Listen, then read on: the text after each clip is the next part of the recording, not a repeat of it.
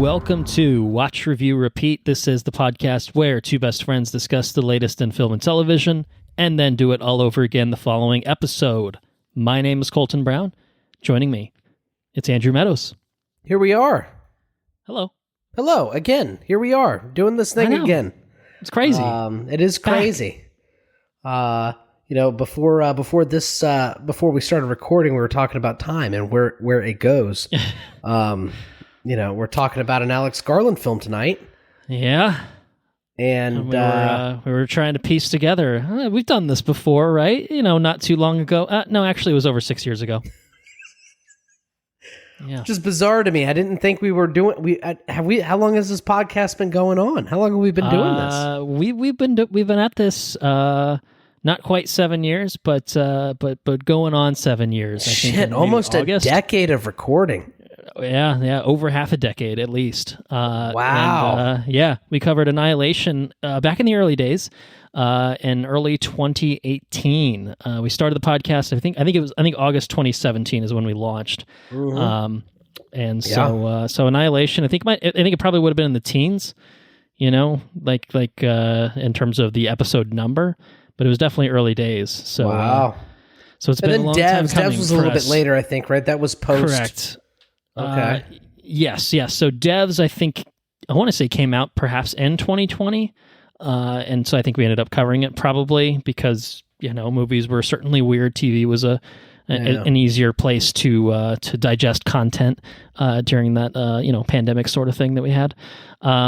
But yeah, I'm trying to, the dark days. Annihilation was number 28, episode number 28. Wow. And, we're swinging back around 200 plus episodes later with another Alex Garland movie in Civil War.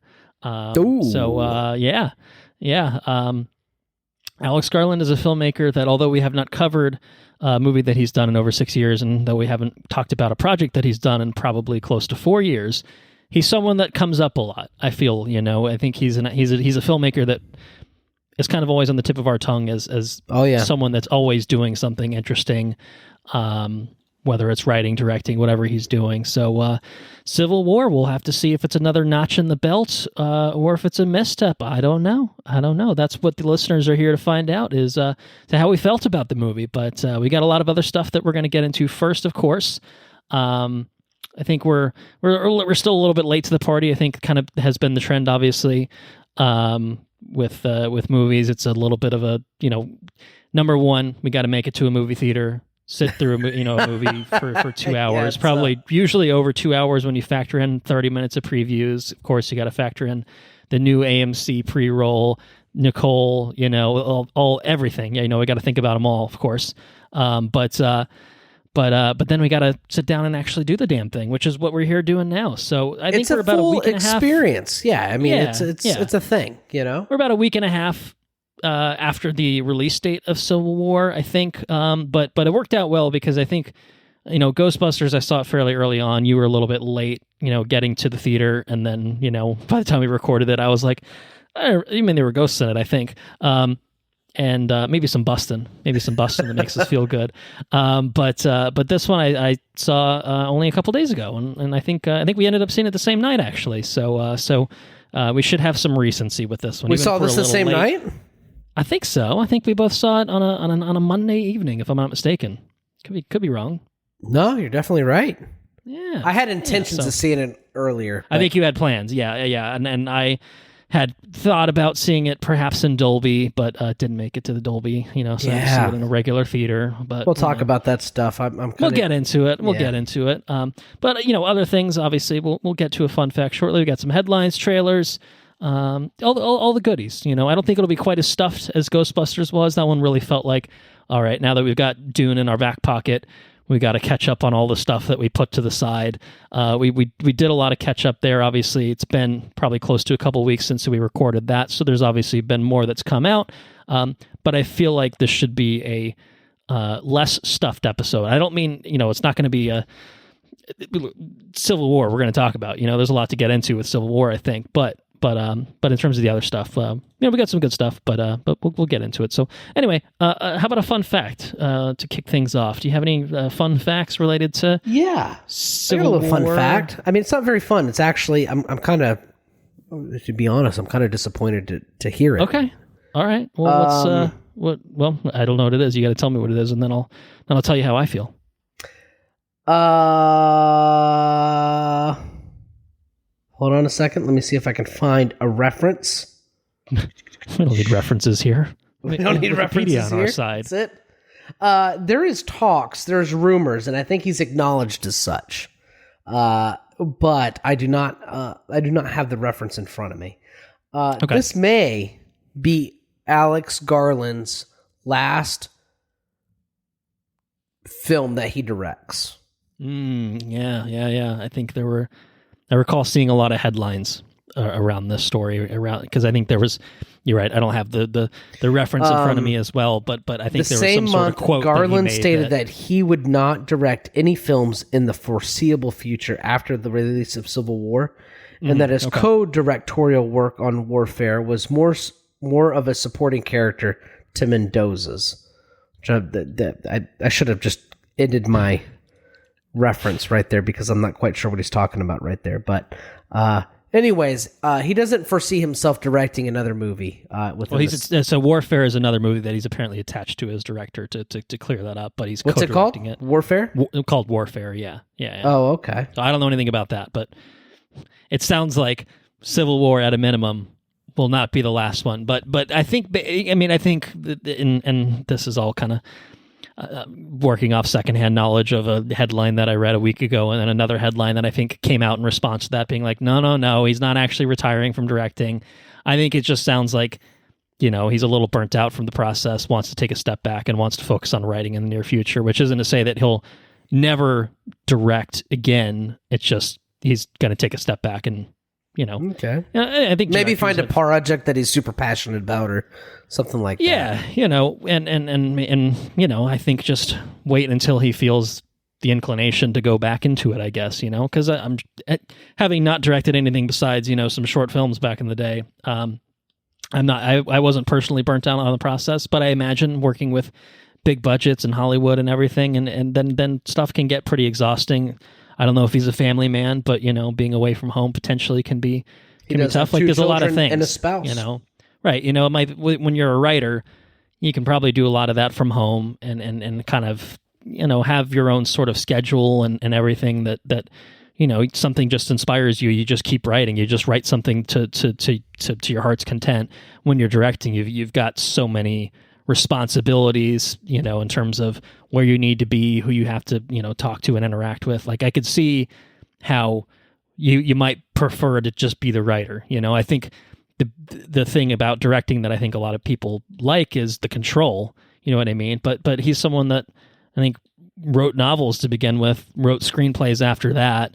I think he did a lot of stuff with Danny Boyle in the early days. Yeah, that's right. He's just stair-stepped himself up. Yeah. And like you say, it's it's understandable to, okay, I've stair-stepped myself up and now I need to, or I want to, I just want to be content with writing the project, I could definitely understand that. So it's a little disappointing, but like you said, it's not the end of Alex we Garland. know that he's co-directing at a minimum this movie called Warfare, which apparently is going to star Joseph Quinn, Will Poulter, and Cosmo Jarvis, Mr. John Blackthorne. Wow. John Blackthorne himself from Shogun. Another thing we'll be talking about at some point in the near future. And then it sounds like he's going to take a step back on the directing front and write. He's supposed to be writing the screenplay for a little movie called 28 Years Later. And I think he's planning on. I think they're planning that as a trilogy. So he's got 3 movies already that he's going to be writing in terms of the 28. And as a writer, franchise continuation, it probably like if I write something, it's probably a good thing to have faith in the person that that's going to be directing it, right? So Danny Boyle's certainly someone that he's has a clear kinship with, and trusts, and as he well should, because Danny Boyle's a fantastic director. Very celebrated, right? But it's like one thing if like you have these things in your head and like you have a awesome script, and then the movie comes in, it turns into shit. Yeah, it's like, I think that's probably what pushed him into becoming director in the first place. Is like, you know what? I don't want people to. I'm just going to do this myself. I don't want people to do it a way that I don't want to do it.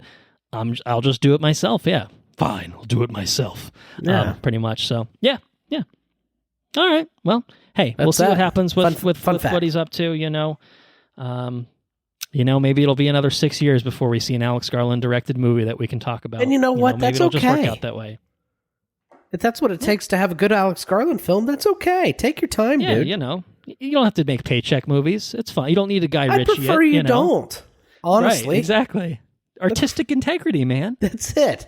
That's what we're all about here at the Watch Review Repeat podcast. Artistic integrity. Unless you want to give us money, and then we'll happily. Hey, that's a different story. We have no integrity ourselves. All right. Well, I have a fun fact of my own. Okay, if you can believe that. So this movie is based off of a 2006 to 2007 Marvel Comics crossover event, loosely based on, written by Mark Miller with Captain America and Iron. Oh, no, Civil War. What? That's the wrong movie. Oh yes, wrong movie. Oh yeah, Captain America: Civil War. Get my wires crossed. Fuck. All right. Well, I'm gonna go with my backup fun fact then. There's a certain actor in this movie by the name of Jesse Plemons. Now, if you looked in the credits, you wouldn't find him there because he's not credited for his role in this movie. What? But he plays a meaningful character in a pivotal scene, which we'll get into certainly in spoilers, I have to imagine.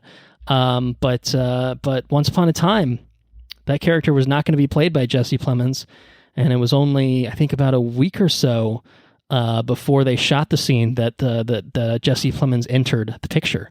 And so my fun fact is I think there's anyone that's seen the trailer for this movie has seen like a snippet from this scene. I haven't seen the full scene. You haven't seen how it all kind of plays out, obviously, but you kind of get this scene of him where he's, I think, very memorable in it, and basically.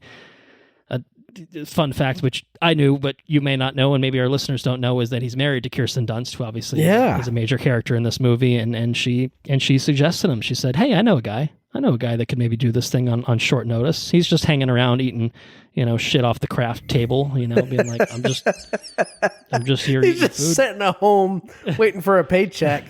Deadbeat." Yeah, deadbeat. The guy. Clearly.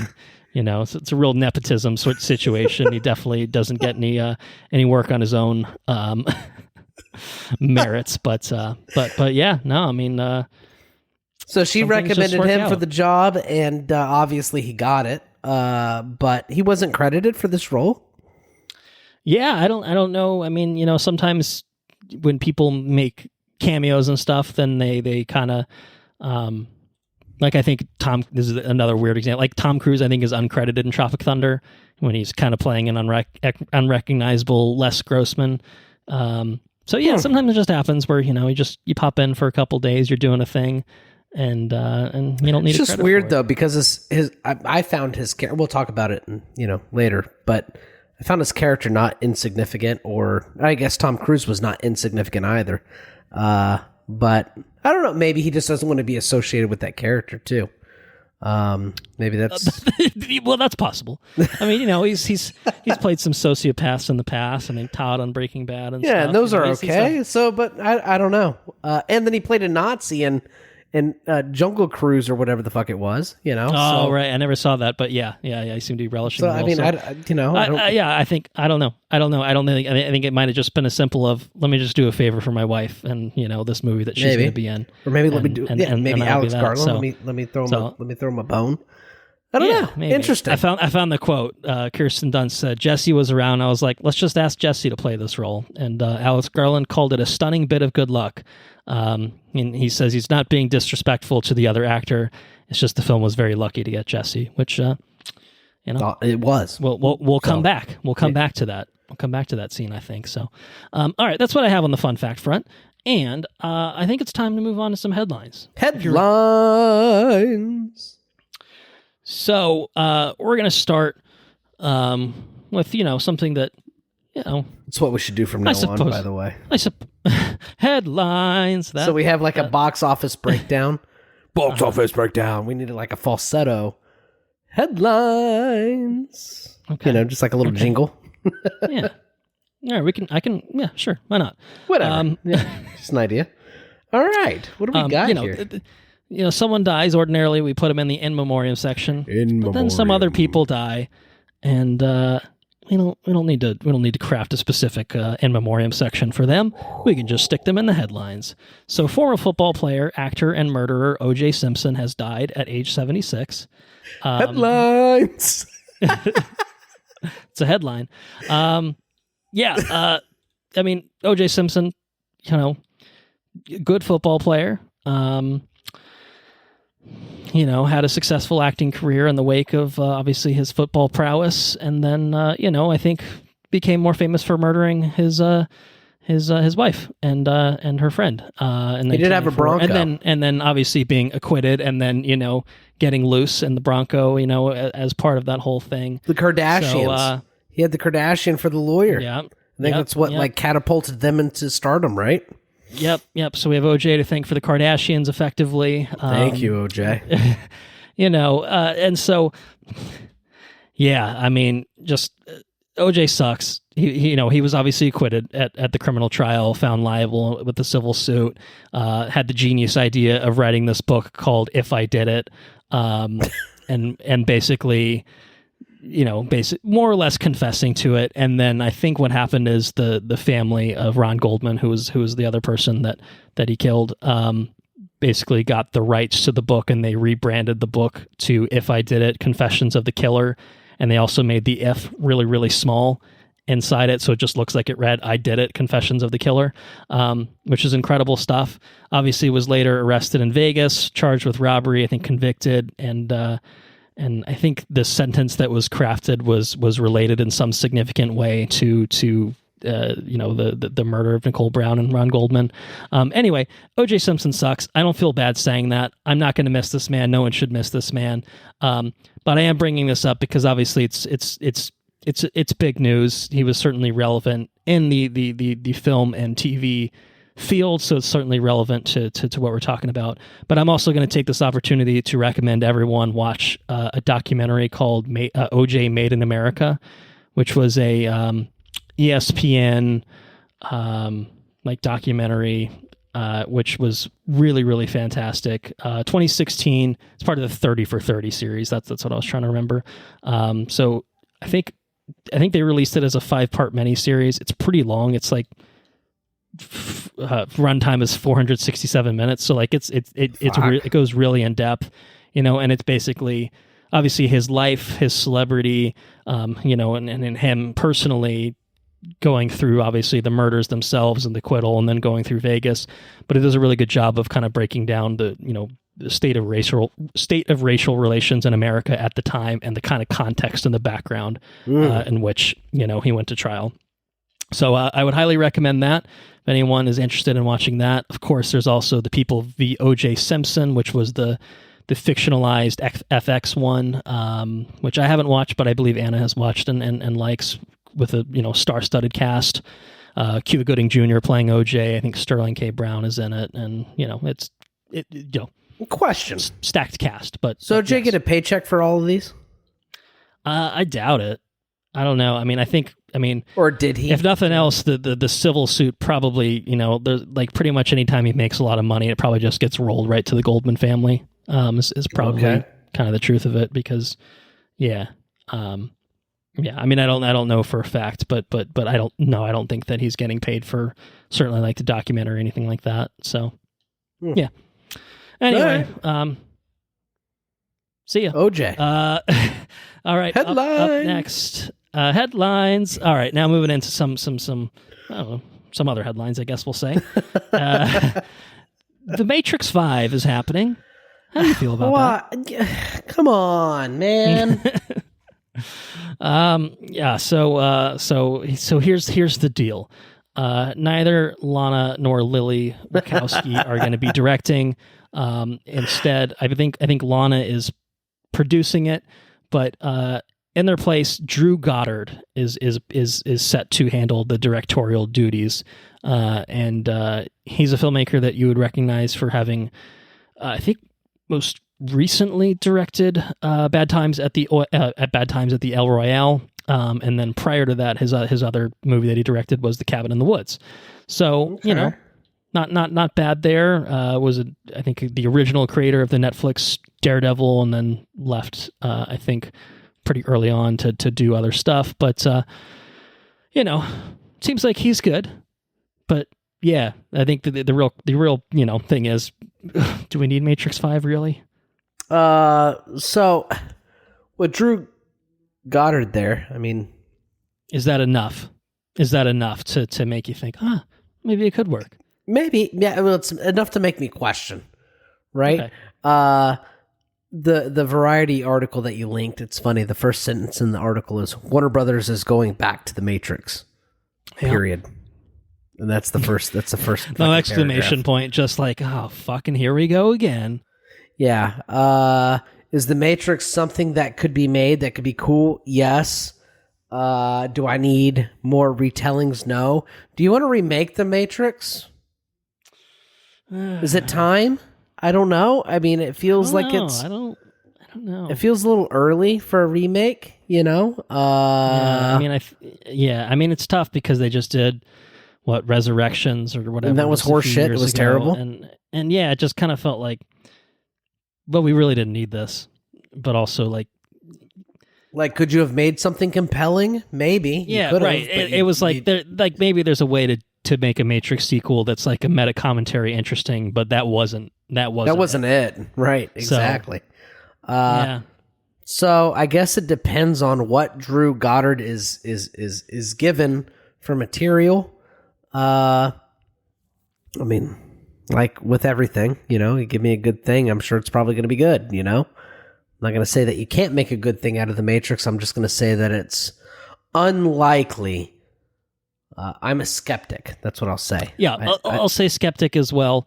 The quote from the Variety article is, Drew came to Warner Brothers with a new idea that we all believe would be an incredible way to continue the Matrix world by honoring what Lana and Lily began over 25 years ago, offering a unique perspective based on his own love of the series and characters. So, okay, that sounds cool. All right. I mean, if that's what it's going to be, cool. That could work, Maybe it could work. Maybe his idea is fucked. I don't know. Yeah. But we'll see. I don't know. I guess my hope is Resurrections wasn't a hit. Don't do that. Don't even, you don't need to continue that. Obviously, if you want to bring back Keanu and Carrie Ann Moss and, I guess they didn't bring back Lawrence Fishburne for that one. But, if you want to bring them back, it's not inherently bad, to go back to the well to a certain extent. But it just, to me, it feels like, yeah, it's got to have a reason to exist. Because we've had now 3 Matrix sequels that haven't, and we've had held a candle to the first one. That's it. Yeah, exactly. So none of them. And I think that, having revisited, reloaded, and God, what's the third one? Fucking hell, Revelations. Maybe. I think that I liked those more on a rewatch than I did back in the day. But at the same time, The Matrix 1 is a perfectly fine standalone film that needs no sequels and didn't... Revolutions. Yeah. What did I say? Revelations. I don't know. That's probably also a thing, but Revolutions. God, I already forgot. I literally looked at it and forgot in that moment, but that's kind of the point, Make it worthwhile and maybe we'll care. So, yeah, I guess we can leave it there. You can even do how they treated well, I can't remember the movies they did with them, but we recently talked about them. I can't think of it.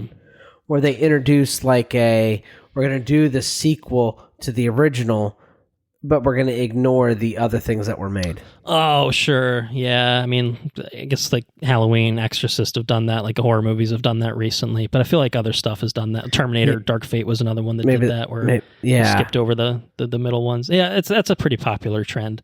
So I mean, if we get a sequel to The Matrix that is not, that's true. 2 you and could 3, do that. I mean, I think that could work potentially too. Yeah, that's not a bad idea. So I don't know. We'll see. We'll see. That's it. TBD. Next TBD. up, that's it. What do we got? Headline is some big casting news for the Fantastic Four. So we already know who's playing the Fantastic Four, of course, but now we know that the Silver Surfer is going to be in this fucking movie. Silver Surfer. And the Silver Surfer is going to be played by Julia Garner. Ooh, a woman. Hot. Wow. Can you believe that? Crazy. So it seems that they're going to be doing not a gender bent version of Silver Surfer as portrayed in the comics, but it seems like they're going to be flipping who is the Silver Surfer and perhaps this version of the Fantastic Four in this universe that this is part of. Okay. So the character that she's going to be playing is called Shalla-Bal, who is, I believe, the Norrin Rad's Silver Surfer's like girlfriend or wife or something like that in the comics. So it seems like instead of, Norrin Rad becoming the Silver Surfer and, protecting his planet to serve as Herald of Galactus, in this version, we're going to get, girlfriend/wife taking up the mantle. So presumably she'll still be silver and, cool. Surfing around on a surfboard if she is indeed a Silver Surfer. But it also certainly implies that we're getting fucking Galactus in this fucking movie, which has been rumored. But yeah, I mean, that could be pretty intense. I feel like Antonio Banderas was rumored for a time. Javier Bardem was rumored for a time as well. So, I don't know. No word on the Galactus casting front, but they got to have someone with a big old fucking head, big head. Someone with a big head. Got to fill out that big helmet, So yeah, what do you think? The Fantastic Four, Silver Surfer, but whatever. A lady. Mm. I think that'd be cool. Whatever. What if Silver Surfer but a lady? The internet is very happy about this, as I'm sure you can guess, but we don't have to get into that.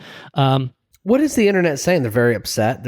Well, because they want to see the Norrin Rad Silver Surfer. They want to see the manly man version of Silver Surfer, which I kind of feel like if this is all alternate universe, you could get that down the line. You know what I mean? But the Silver Surfer is like a nude silver thing. Like he actually has no... Yeah, he's not flying around with his wang out, right? Yeah, not typically. Not typically. The Max version of Marvel where it's the R-rated stuff. Maybe he's hanging dong. I don't know, but not traditionally. No, not traditionally, right? So if you put this person in place, I don't know. I think people are. It's like when people were upset that the Little Mermaid was black. I mean, yeah, it's the fucking Little Mermaid. You just got to get upset about everything, if it doesn't specifically conform to the one thing that you are used to seeing, and it just it just breaks people's brains. There's no critical thinking about any of this shit whatsoever. So it's just I'm mad about this thing. Yeah, it's a little bit ridiculous. Anyway, we also got a 4/4 day. They put out, this is obviously going back a few weeks, they put out a poster that showed off the Human Torch flying around. So we got our first look at the proper flame-on version of the Human Torch. I don't know if you had a chance to take a look at that, but it's pretty cool looking. It looks like the Human Torch, and it looks good. It's got like kind of the lines and stuff, which feels very retro. Like the '60s style of art that they did for the Human Torch. So anyway, loving the whole retro feel of everything. So yeah, looking forward to it. That's set for next July of 2025. I like the logo treatment too. Mm-hmm. Yeah, that's definitely something there. So. Yep, all around, I think I'm on board the Fantastic Four train myself. So moving on, our next headline is exciting. It's an exciting headline. Mr. Denis Villeneuve is getting back on the horse. Denis Villeneuve is getting back on the horse with a couple projects that he's going to be working on. Okay. And, I think maybe the most obvious, but perhaps also simultaneously the most exciting thing is Dune 3, a Dune sequel, presumably Dune Messiah or Dune Part 3, or however they intend to title it. But Legendary has confirmed that they're working with Villeneuve to develop a third Dune film. So we're getting more Dune. Wow, Denis. which obviously is very, very exciting. I think was kind of expected, especially with the way part 2 ended. It definitely felt like there was more to the story to come. Certainly it still felt complete in a way that part 1 didn't, but it also still very much felt like there's one more thing. And I think he'd been talking about how, Messiah is where he'd like to finish his kind of, work with the Dune franchise. So, then WB will Matrix it after that point and run it into the ground with shit, probably. But yeah, so that's part 1 of this headline, which I assume you're happy with this news. Start there. Absolutely. Yes. As long as he wants to make more Dune things, let that man make more Dune things. I mean, there is absolutely no reason to doubt him. In fact, doubting him requires the criticism. You know what I mean? Let that man make what he wants to make, especially when it's in the Dune franchise. So right. And so beyond Dune, what it sounds like Mr. Denis wants to make is an adaptation of a nonfiction book called Nuclear War: A Scenario. What is that? Which he's in talks to produce, adapt, and possibly direct. Okay. Likely direct. So it looks like it's a book that came out very recently that explores a ticking clock scenario about what would happen in the event of a nuclear war, based on dozens of exclusive new interviews with military and civilian experts who built the weapons and have been privy to the response plans and have been responsible for those decisions should they have needed to be made. Well, that sounds pretty terrifying.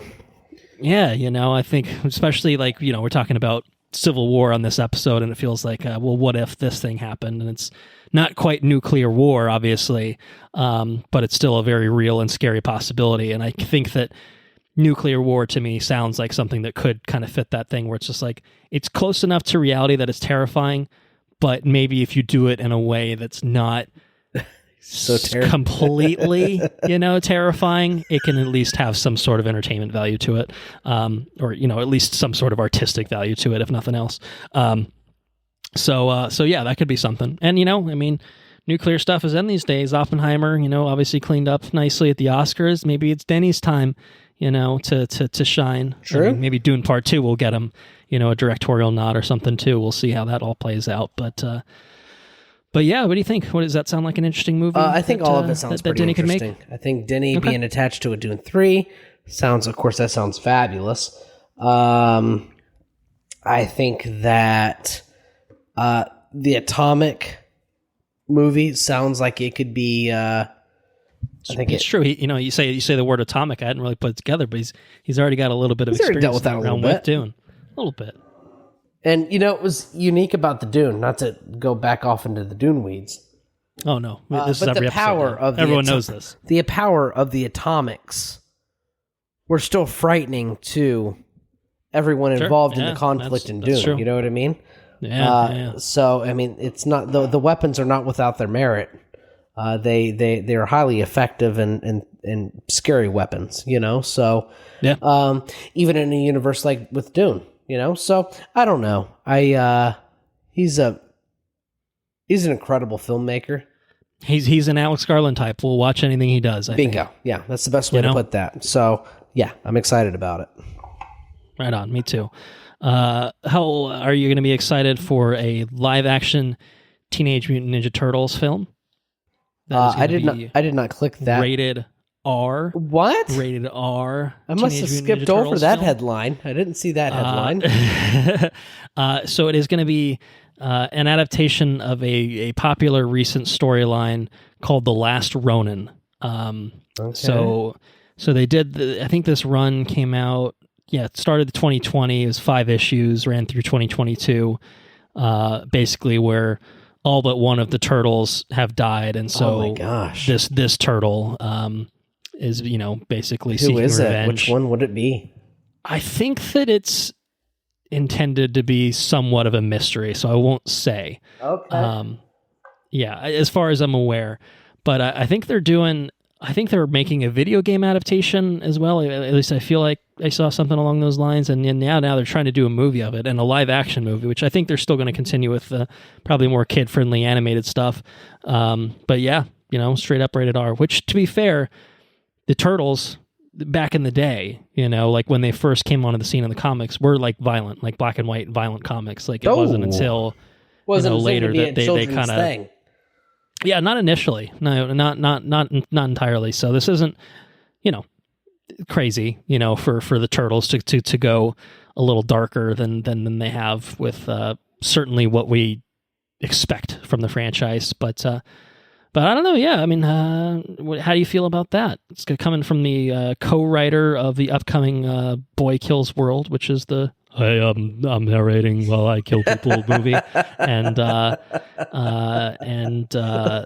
this guy that wrote the 2019 AI bad Child's Play, the Chucky movie. So I don't know. Anyway, what do you think about all that? Okay, Intrigue whatever. you in any way? Let's see what we get. I guess Okay. Yeah. It's interesting, if nothing else, right? At the very least, right? Give me something compelling. I need more. Any more evidence, Sure. I gotta see like the style. You have an R-rated Ninja Turtle? Well, yeah, of course you can. They're fucking ninjas. Will it be good? Well, I guess it just depends.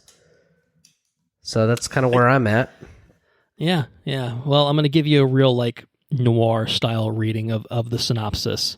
Okay. The comic miniseries told of how the Turtles and Master Splinter are killed off one by one by the grandson of the villainous Shredder and synthetic ninjas. One turtle manages to survive, barely, and vows to exact bloody vengeance. There you go.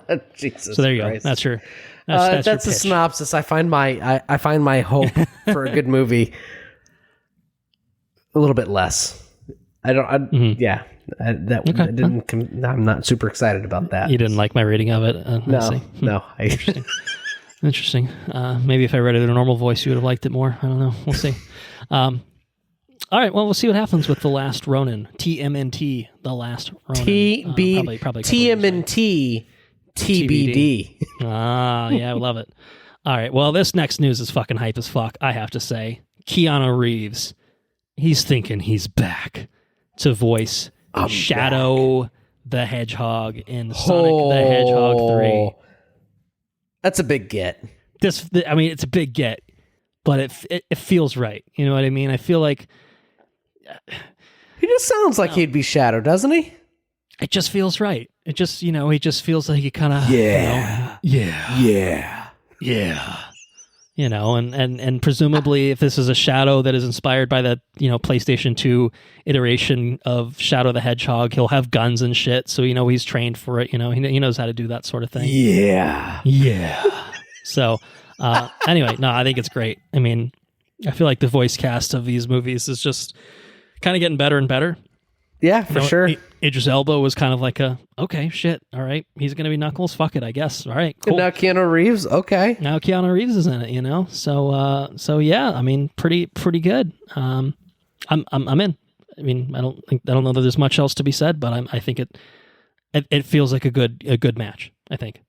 I agree.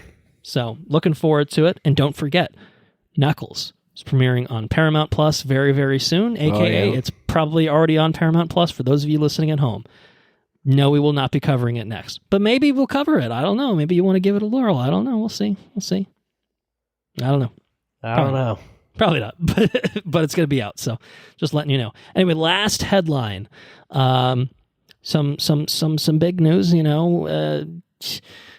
Alex Garland is maybe leaving, directing for a while. And then there's Quentin Tarantino, who just can't decide what fucking movie he wants to make.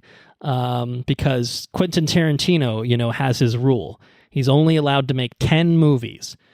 No more, no less. Unless you count Kill Bill as 2 movies, then it'll be 11 movies. But we don't count I count that as 1. Is it counted as 1? Does he count that as 1? He counts it as 1 so that he can get his 10 in. Otherwise he'd be done. Otherwise he'd be retired. But yeah, his 10th project, once upon a time was maybe Star Trek. But then he's like, I don't want to do Star Trek as my 10th movie because, I'm only allowed to make 10 movies in my career, so I don't want to do Star Trek. Which probably wouldn't have happened anyway because I feel like... Will he ever be able to come back around and say, this sounds fucking stupid, I can make 11 No, movies. he's too far down the rabbit hole now. He's committed to the bit. even though everyone is just like, this is fucking stupid. There's literally nothing preventing you from making an 11th movie. In fact, again, by some metrics, if you make another movie, you will have made 11. So he was going to be doing a movie called The Movie Critic. And the news broke recently, about a week ago, that his 10th and final film was not to be. He is not moving forward with it. He's not making it. The movie was going to be about a writer working for a fictional porn magazine in the 1970s. And then I guess that was the initial idea. And then it kind of evolved a little bit into maybe something that was going to be set in the same universe as some of his other movies. Like I think Brad Pitt was maybe going to come back and play the same like stuntman actor, in this. But so it went through some iterations, and then basically now it has no iterations because it's not happening anymore. He just decided basically he didn't want to do it anymore. So I mean, casting wise, I think there was some. I don't know if anyone had ever been officially announced, but it sounded like Tom Cruise was possibly going to be in it. But apparently that was just rumors. Just looking at some of the latest on this. But yeah, it's not happening, and it got as far as I think if you're going to make your last tax movie, credits and stuff. So like, I don't know. He was full steam ahead until he wasn't, it seems like. So anyway, yeah, what were you going to say? I was going to say, I mean, I think a Quentin Tarantino movie on like the meta commentary of being a movie critic or whatever, I think that sounds interesting. Sure. But if it's going to be the last Quentin Tarantino movie you see, do you really want it to be a commentary on movie critics? Yeah. No, I really don't want that. I'd prefer sci-fi or and I feel like something fresh, We just got like his Hollywood thing, with his movie. Exactly. Maybe that's what it was. He's like, I only got one more. I want to make it count. And, and I think that he's going to probably tinker forever because that's the kind of person he seems to be. But yeah, I don't know. Yeah. I mean, I don't disagree. I would like a sci-fi Quentin Tarantino movie. I think that would be very cool, It'd be very interesting. The thing is, I'd be happy to watch anything that Tarantino wants to make. And clearly, true. Obviously, him wanting to make things is right. Limiting. But it's like, he could have made this. He could have made Star Trek if he wasn't so boxed into this idea of, no, I can only do one more. And it's like, it's a little artsy-fartsy. Head up your butt a little bit. Yeah, I mean, you know what, Tarantino, you've made some good movies. Obviously, you're a well-respected, filmmaker, but like... A little bit of a... your head's a little bit up your own ass, my dude. Who else was that? Fucking the Dark Knight guy. Christopher Nolan. Christopher Nolan had his... He's got his head up kind of up that butt a little bit, A little bit. I've softened on Christopher Nolan since I feel like in a lot of the Oppenheimer press, he was just like talking about movies that he enjoyed, and he's like, yeah, I like Talladega Nights, and I was like, Christopher Nolan just likes watching shit, he just loves movies for the sake. Like, I think he's very up his own ass about his own movies, which I guess is kind of the same thing here, but this is next level, I think, at the same time. This is like, I refuse to make a movie until it's, the perfect one, because I can only make one more. And it's like, like, I'm not saying just pump out every piece of shit that comes to mind, but I don't know, anything that he does is probably going to have some merit or some value to it. So I don't know, at the end of the day, it's his fucking decision.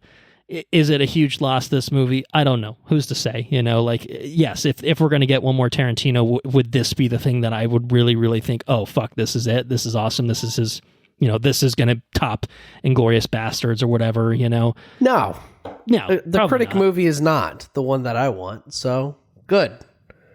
Cancel it. Give me something else.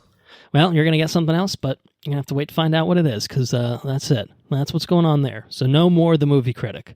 Okay. I didn't even know it was a thing. So yeah, I don't know if we talked about it prior to now, so kind of weird, but it exists, and now it doesn't. So moving on to the trailers. We got a few trailers to get into, starting with Furiosa. We're going to talk about some Furiosa. A Mad Max saga. We got the second official trailer for Furiosa. Like oh, that's right, because it's Australian.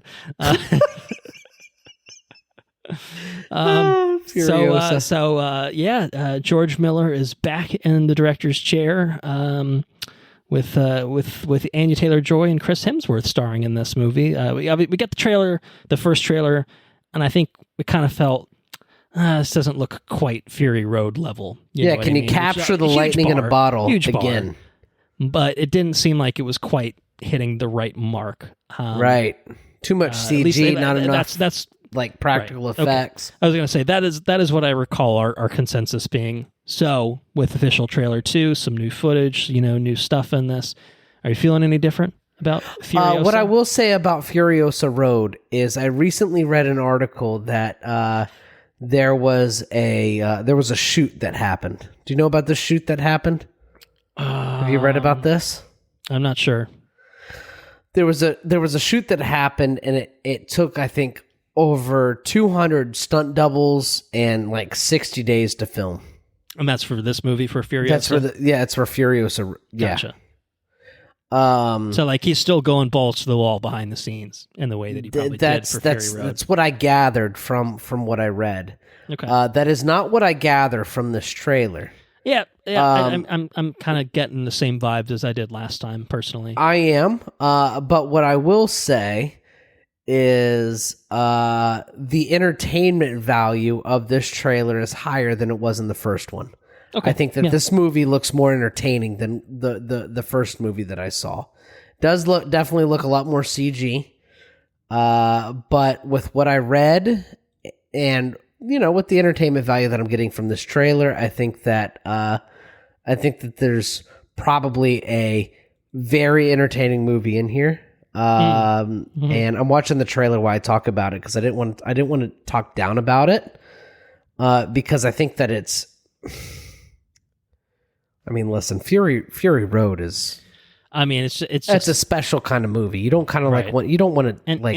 And part of it was how out of nowhere it was. Right. And so whatever we get from this is going to be. It's not going to be Fury Road. Right. But will it be good? I want it to be good. I want it to be fun. I want it to be entertaining. Do I need it to be Fury Road? After watching this trailer, I don't need it to be Fury Road.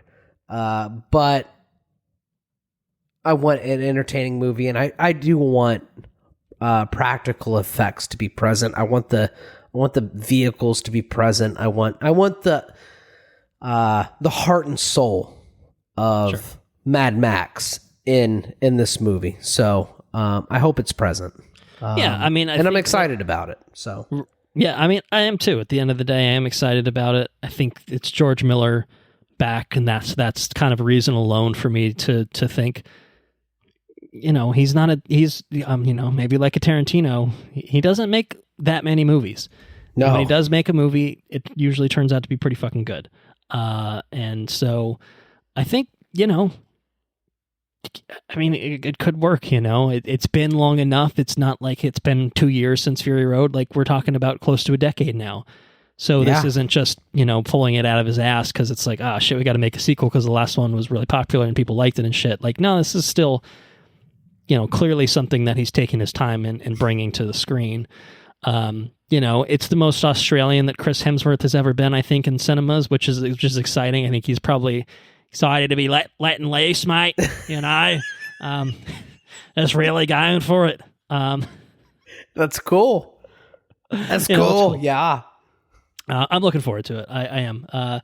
I don't.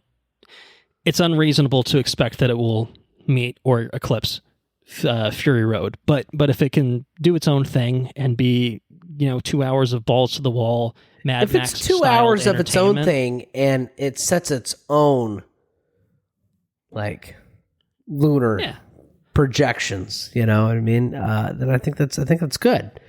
Yeah, and so hey, we'll see. I think at a bare minimum, you can reasonably expect to find me seeing this in Dolby. Mm-hmm. Come opening week or whatever. So I'm looking forward to it. I feel like it's one that probably going to be due for a Fury Road rewatch, obviously quite soon. I recently rewatched it. It's fucking incredible. Yeah. Well, I'm looking forward to doing that myself. May 24th is when this comes out, so we're about a month out from Furiosa. Furiosa. Yeah. All right, let's move on to the next trailers. A series of trailers for House of the Dragon. We've got the official black trailer and the official green trailer, of course, focusing on this, Westerosi civil war. Westerosi. Yes, I was about to do it. You did it. Having a bloody civil war. You beat me to it, you son of a bitch. They got dragons. Anyway, I'm gonna try to refrain from doing that as much as possible for the rest of this episode. But I make no guarantees. It's amazing no though that your mind traveled the same lanes. I was gonna do it. I think it was similar sounds. I think it just my brain clicked into it. But yeah, we got 2 trailers here for this second season of House of the Dragon, which is premiering June 16th. And so, we got one side of the conflict, with Rhaenyra, and we have the other side with Aegon and all the other people that I already forgot their fucking names. Daemon, Aemond, Aegon, probably another Aegon somewhere. Yeah, that's true. And the dragons and stuff. But yeah, how you feeling? Did this, I think, we've all kind of agreed that, you're going to approach season 2 a little bit differently than you did for season 1. That's right. I'm curious to know if you're excited to go in. Like, are you ready for this? Yeah, it looks like the stakes are higher. It doesn't look like we're waiting for this guy to die the whole time. And he's just fucking. His fucking. Like we just watch a slow deterioration of this man. Sure. Yeah. No. The things are going to pop off imminently. Yeah. We get more of that giant, this enormous, ugly ass dragon. It's just like the ugliest fucking dragon ever. He's flying around and stuff, and just looks like it's gonna be good old Westerosi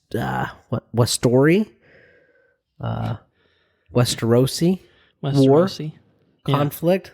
It's going to be a good conflict. You're baiting me. I can tell what you're trying to do. You're trying to get me to say it again. But I'm going to hold strong to my promises that I made. Yeah, it looks cool. It looks like the best of Game of Thrones. It looks like the best of the House of Dragons. You get. I think that this show. I think that the Game of Thrones. I think that they best shine when it's a political drama with the flavor of fantasy, and we're going to talk about it eventually. But I think so. We'll definitely talk about this. But Shogun, I think. Oh, yes, of course. I think Shogun is everything that Game of Thrones and in House of Dragon aspires to be without the fantasy. You know what I mean? Sure. Yeah, no, I could certainly. I think it's a valid comparison. Yeah. Yeah. So anyways, I just want to throw Shogun in there because Shogun's really been scratching an itch. But yeah, I'm going to be there watching it, and I'm not going to watch it like boom, boom, boom, boom, boom, boom, boom. I'm not going to watch 5 episodes in one night. You could do it probably max 2 in a single sitting is probably that's the max of Shogun I can do because I try to do more and I fall asleep. I can't do it. I just can't do it anymore. It's too much. It's not. Certain shows are bingeable. Certain shows are better just letting it sit with you for a little bit of time. It doesn't have to be a week between every episodes, obviously, but it's not to their detriment. It's just some shows have it's a lot. They're talking a full hour and they're packed full of shit, and it's just some of it's heavy. There's like a weight to a lot of it. Where it's just kind of like you can't just move on to the next thing. And I would say the best shows are. Yeah, I think the best shows are shows that you can't digest in one. Right. It's not meant to be an 8-hour movie. It's not meant to be a 10-hour movie. It's meant to be a TV show, or a miniseries or whatever. Exactly. So. It's what defines the genre. So Yeah. Anyways, All right, I'm excited about these two. I'm looking forward to this. Team Black, just to make that clear, because absolutely. What the fuck would you be thinking if you said Team Green? And they kind of did like the Iceland, Greenland kind of thing with like the black green trailers. Like, why are you going to call the other one black and this one green? The green ones, obviously, they're pieces of shit. I mean, why don't you call them black? Well, I mean, do people think that Team Green's good? Is it debatable? I don't know. I don't know if it's just like we're rooting for chaos sort of thing, or maybe we hate women sort of thing. I don't know. Not to put, certainly know what we think in the world. I don't know. I think Team Green's definitely pieces of shit. They're pretty terrible people. Yeah, I mean, it to me feels, We'll debate you. Listener's Corner. Let's do it. Yeah, sure. Like, yeah, chime in. Like, how do you justify? I don't know. I'm not really sure, but I definitely feel like it's. I will stand on Team Black at least through one season, and maybe things will get more murky as the war develops and people are committing war crimes and shit. But yeah, I don't know. The Black team definitely feels more good, or at least righteous, I guess, if nothing else. So anyway.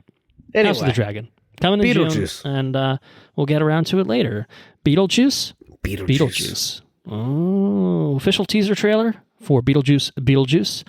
The juice is loose. The juice is loose. It's an O.J. Simpson reference. In case is it really? Put that together. I think it was when he was driving around in his fucking, his Bronco. You stop it. He did not say that when he was driving around in the Bronco. I think that was what was said about him.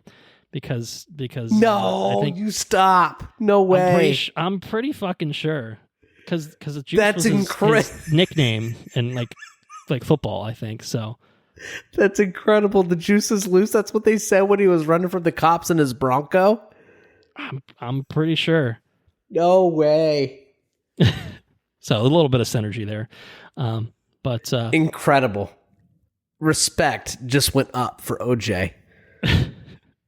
If his saying was the juice is loose. Well, it wasn't his saying. It was what was said about him. This dude was fucking trying to not get arrested for murder when he fucking did this shit. So, but anyway, how you feeling about Beetlejuice? I feel great about it. I think it's Tim Burton's back. Tim Burton's back, but Beetlejuice is something special. Beetlejuice is just. When's the last time you rewatched Beetlejuice? I think I've probably seen a bit of it on TV within like the past 5 years. Oh, you're more recent than me. I don't know if I've watched it in.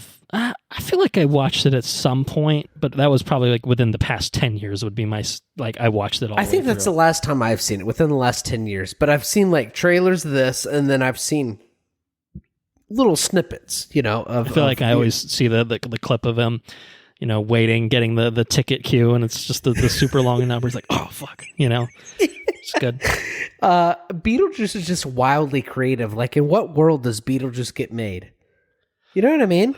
Tim Burton's fucked up head, And Tim Burton's fucked up head, but then somebody's got to produce it, and then somebody's got to push it out. Someone's saying yes to Tim Burton's fucked up head, being like, okay, Yeah. It was the first thing that he did that was like successful, because it feels like once he did one thing that was successful, then the floodgates kind of opened. But like, what was the first one? That's a good point. That's what I'm saying. Was it Beetlejuice? Directorial film debut with Pee-wee's Big Adventure. Okay, well, that was successful. But I think Beetlejuice was kind of probably one of the earliest things, 1988, because that was before Batman. It was before Edward Scissorhands. So yeah, I guess it was just. This is the second movie he directed. I don't know. WB, I guess, in the 80s, maybe some cocaine was flying around, and and they just said yes, and the rest is history. I don't know. Hey, that's what WB needs today. Who knows? I don't know. But I will say that I am excited about Beetlejuice. I think that Beetlejuice is just wildly creative, dude. I agree. Yeah. It's a different kind of movie. It's not for everybody. But I don't know. It's just very creative, and it's a lot of fun, and It's a different angle on filmmaking. It's a different angle on, just a whole lot of different things. And I couldn't be more excited, especially like you tell me that we're getting a Beetlejuice now. Kind of makes me question, okay, like what's the deal? Is this just a cash grab or what? But I watched the teaser and it makes me thoroughly excited about the project. So, real excited about it. I feel like it's been long enough. You know what I mean? Like Beetlejuice is something that hasn't been revisited since 1988. Really. Hey, the juice is loose. Right. But I don't know. It just feels like, it's like everyone's kind of coming back, and they put the Banana Boat song in there, but it's like creepy and slowed down. Yeah, I didn't necessarily love that treatment of the Banana Boat song. But what I did love is when he comes out of the fucking thing. Mm-hmm. You remember when he comes out of the diorama or whatever in the 80s movie, and he's like leaning up against the fucking like the tombstone. Yeah. Mm-hmm. Oh, that was so well done. And then he goes to the underworld, the waiting room, and she's bonus episode. We need a Beetlejuice bonus I'm episode. Down. Definitely down. We'll do a Beetlejuice. Maybe like Halloween. When's this coming out? This is September 6th, so it's a little pre-Halloween action. Shit. But okay, well, I guess we could do it pre-Halloween. We could fire up a Beetlejuice in August or so. I think there's a lot of memorable things that I remember about Beetlejuice that stand out. That are just a lot of fun. Yeah, I think that would be a fun bonus episode. So I'm down. Here we go. That. Here you heard it here first. It has been decided, and so September 6th, I think we'll be finding ourselves in theaters watching Beetlejuice. So moving on to the next trailer, Tales of the Empire. Stop it. Long live the Empire. May 4th, we're going to be getting 6 all-new Star Wars original shorts in the vein of Tales of the Jedi, but wouldn't you know, this time it's about the Empire. So looks like we're getting a Morgan Elspeth arc and then a Barriss Offee arc are the two that we're seeing where, Barriss Offee, dude. One is the Thrawn kind of related Mando Ahsoka storyline that we've kind of seen in the future version of this character. But then Barriss, man, we're seeing some Inquisitors and Vader and shit. And that's a Clone Wars character. Yeah, right. Yeah. Prequel era. It's absolutely heartbreaking. It's gonna be rough. It's gonna be rough. If you've got investment in the characters, specifically Barriss, you're gonna watch her. It's gonna be like a Vader-esque kind of decline into the slowly circle the drain into this dark side, right? And it's gonna be potent. We might be surprised on how what's her face? What's her name? The Morgan? Yeah, Morgan. We might be surprised how Morgan just full tilts into the dark side too, or into the Empire. You know what I mean? Sure. I think this is going to be a very, in much of the same way Tales of the Jedi was pretty potent too. I thought it was very good in what it did. I was actually honestly very surprised because I didn't watch it immediately when it came out, and I think I caught it when I think I caught it immediately when Baby B was born. I think I caught it when I was Yeah, I was late to the party. I think I watched it before diving in on Ahsoka, just because I knew there were the Ahsoka episodes that it kind of had. So yeah, it was. I thought it was very good. I thought it was really well done. So I think this is going to be very powerful, especially when you have the backstory on Barriss. I think Barriss really makes it all that much more powerful. So excited about it. I think it looks good. Yeah, I agree. This trailer was awesome. I mean, it just, these two storylines look really interesting. With the Barriss one probably being the more interesting of the two, but this is kind of an out of nowhere thing, and that's also exciting too. That's right. They dropped this trailer, and then the episodes from when the trailer dropped get dumped in a month, which is to say that now that we're talking about it now, we're only a couple weeks away from these episodes going up on Disney Plus. Even more exciting, right? So yeah, I'm really looking forward to it, and I think I will not wait to go in on this. I'm feeling May, it feels like it's going to be a Star Warsy kind of month. Of so course, so this feels like a great way to kick things off. So Tales of the Empire, looking forward to that. We had to have some A24 synergy since, of course, Civil War is A24. So we've got a trailer for MaXXXine to talk about, coming to theaters July 5th. The third in the X trilogy, I guess, maybe. Following what's the X and Pearl. The director's name? Ty West. The Ty West trilogy. I feel like it's very much a Ty West thing. Very much so. And so this is the third one. And stacked cast. Mia Goth is back, of course, but Elizabeth Debicki, Michelle Monaghan, Bobby Cannavale, Halsey, Lily Collins, Giancarlo Esposito, and an unhinged-looking Kevin Bacon. I haven't watched X or Pearl. I think maybe you've watched one or both. I watched X. I did not watch Pearl. Okay. Yeah. Maybe I could be more excited about this if I watched Pearl. Maybe. Pearl is a prequel to X, I think. Yeah, I mean, X was okay, but this, and I feel like I've missed the boat for some reason. It just feels like these movies are being made like boom, boom, boom. It feels like there's a lot of momentum behind the series, and I feel like I'm not necessarily behind it, or maybe I am behind it. I guess, literally speaking, I just don't feel like I don't feel like I'm attached to the series like I should be. Okay. X it felt like a run-of-the-mill horror movie. It didn't feel like anything spectacular. It didn't feel like anything that blew my socks off or anything, but it was okay. Yeah. But then Pearl came out, and that was like following the same characters and this and that, and now this is being made, and it's like, wow, I just missed the boat on it, I guess. Maybe it's, I don't know. Maybe July's, hey, horror movies. I mean, MaXXXine looks. It doesn't look. It looks. This looks way different than what. Yeah, like X felt more straight up horror slasher. I mean, I guess this is still kind of that, but this to me felt didn't feel.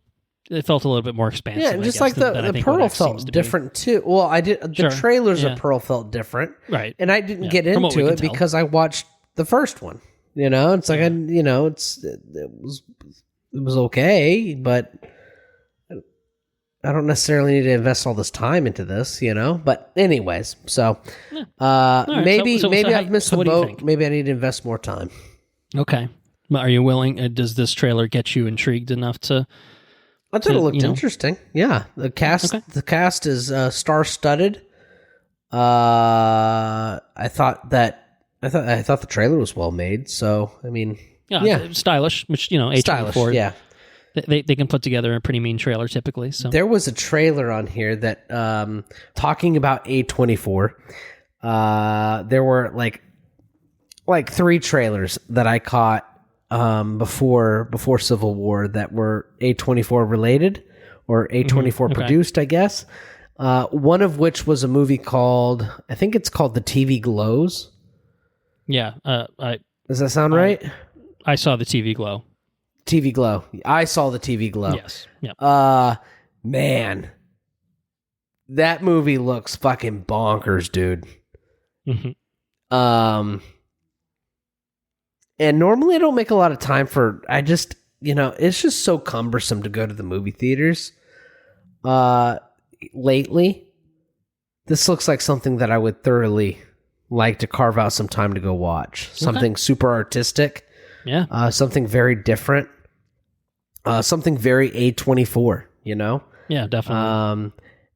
And there were it kept the trailer kept calling back to the soundtrack. Did you see that? Did you notice that? It's like the best soundtrack in every movie. Blah blah blah blah. Oh, like the pull quotes and stuff or whatever. Yeah. Yeah. That sounds familiar. Yeah. It just looks like a very original thought, and I think a lot of times what A24 does, man. That's what they do. They're kind of at the forefront of bringing you and new it's different radical that they're sometimes a little weird. So incredibly successful. Like I think that they found such a man. They're just a lot of times you have these small companies that try to do these things, but A24 just seems super successful in what they're doing. Yeah. Whether or not they're finding the best films that are presented to them and they're just choosing to make them, or that they're being celebrated by picking the most creative films. I don't know, but A24 is definitely a special production house, and they make really good fucking movies, man. So, anyways, excited about that. I don't know when it comes out. I can't remember, but I remember being excited about it when I watched the trailers. Opening wide on May 17th, so less than a month. Less than a month before that comes around. Maybe we can do that. Maybe we can. Yeah, we'll see. I don't know what else is coming out around then, but we'll certainly figure it out. Well, I know something else that's coming out. Oh yeah. Well, what is that? Joker Folie Deux. Folie Deux. Folie Deux. Teaser trailer. It's coming out October 4th. Is when's coming out. Ooh, so it's like a birthday present. Almost a birthday present. Yeah. Whoa. Is he French now? How are we feeling? How are we feeling about Joker Folie Deux? I'm not gonna lie to you. Okay, this could be something good. Tell it to me straight. Okay. All right. I think this could be something good. Have you come around on the first one? Are you a fan of it now? No, not. Oh, okay. No, right. Just checking. I'm also not a fan of how they treated, how they appear to treat. Looks can be deceiving. Harley Quinn. Harley Quinn is supposed to be the Joker's doctor. Yeah, it does seem like she's just kind of another patient, and by her being the Joker's doctor and being captivated by the Joker's spell, just by his personality and the things that he's got. She gets twisted by... It increases the Joker's... Yeah. It makes him more villainous. Yeah, he's a fucking master manipulator that he can take his fucking goddamn doctor and make her fall in love with him and turn into twisted, crazy, And yeah. I don't necessarily get those vibes from this trailer. It feels like they changed Harley Quinn's character. Yeah, I agree. I mean, of course, it could just be how it's presented here, but it could be. Definitely got the same impression. Which obviously, it's not like this is a 100% accurate to the comics version of the Joker in the first place, in many respects. So it might just be another example. At the same time, though, I feel like breaking away from the usual. That is critical to Harley Quinn's character. It is her character. And at the same time, it adds so much value to the Joker's character. So if you're going to change things, I don't necessarily know if that's the thing to change. Is that a good change to make? Probably not. Yeah. Does it sort of defeat the purpose of, kind of how this all begins in the first place? Potentially. I mean, we'll see obviously how it plays out in the movie itself. What I will say, as presented, it feels like that's not a good change. It's not a good change. What I will say though is hopefully I'm wrong in the way in interpreting the information that I was given in the teaser, because I think that the other aspects of this teaser are compelling. I think that having the Joker interpret the things that are happening around him as a musical, I think add to his delirium and his madness and it makes it pretty compelling, And then if he can pull Harley Quinn into that, I think that makes that compelling too. I think that I think the best things of this teaser make the idea of the relationship between him and Harley Quinn very compelling, as long as you stick to the core components of those characters. Does that make sense? Yeah. Having a musical film about the Joker and Harley Quinn before, I would say absolutely not. It sounds ridiculous.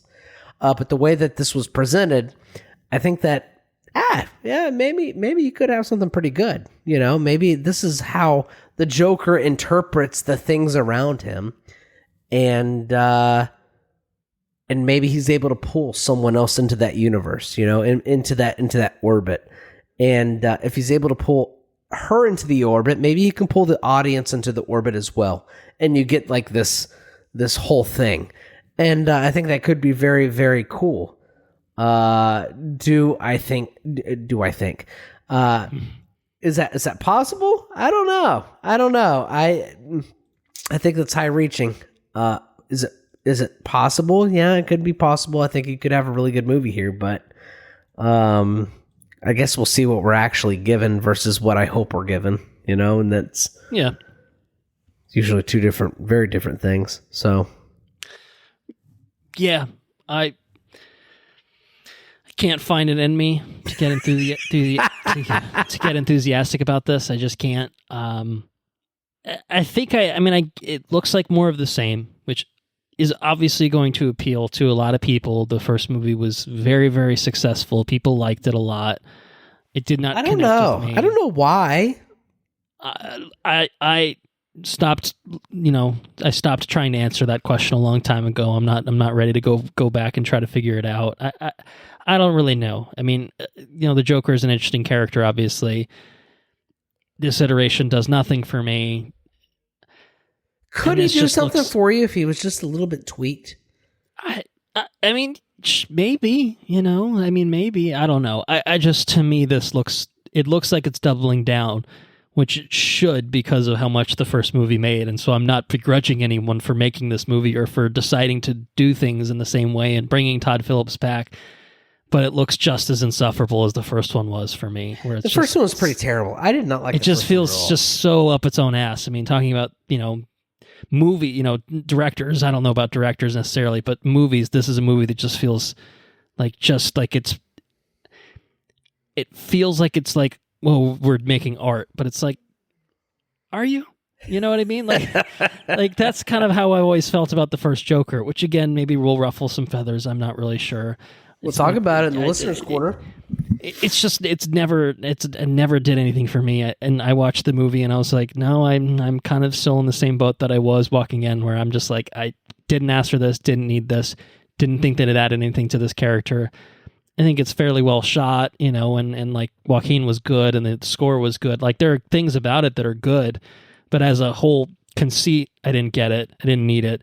And I just feel like this is like, I don't know. It just feels like I just can't get excited for it, and I'm not everything has to be for me. It's fine. I'm not mad about it. You know what I mean? But it's not for me. It's not for me. No. It just looks like more of the same. And so I hope knowing my dumb ass, I'll probably still end up seeing it, but and it looks like it has the same things. It looks like it's well shot. I think Joaquin's going to be good. Gaga has the chops, and I think she'll probably be good.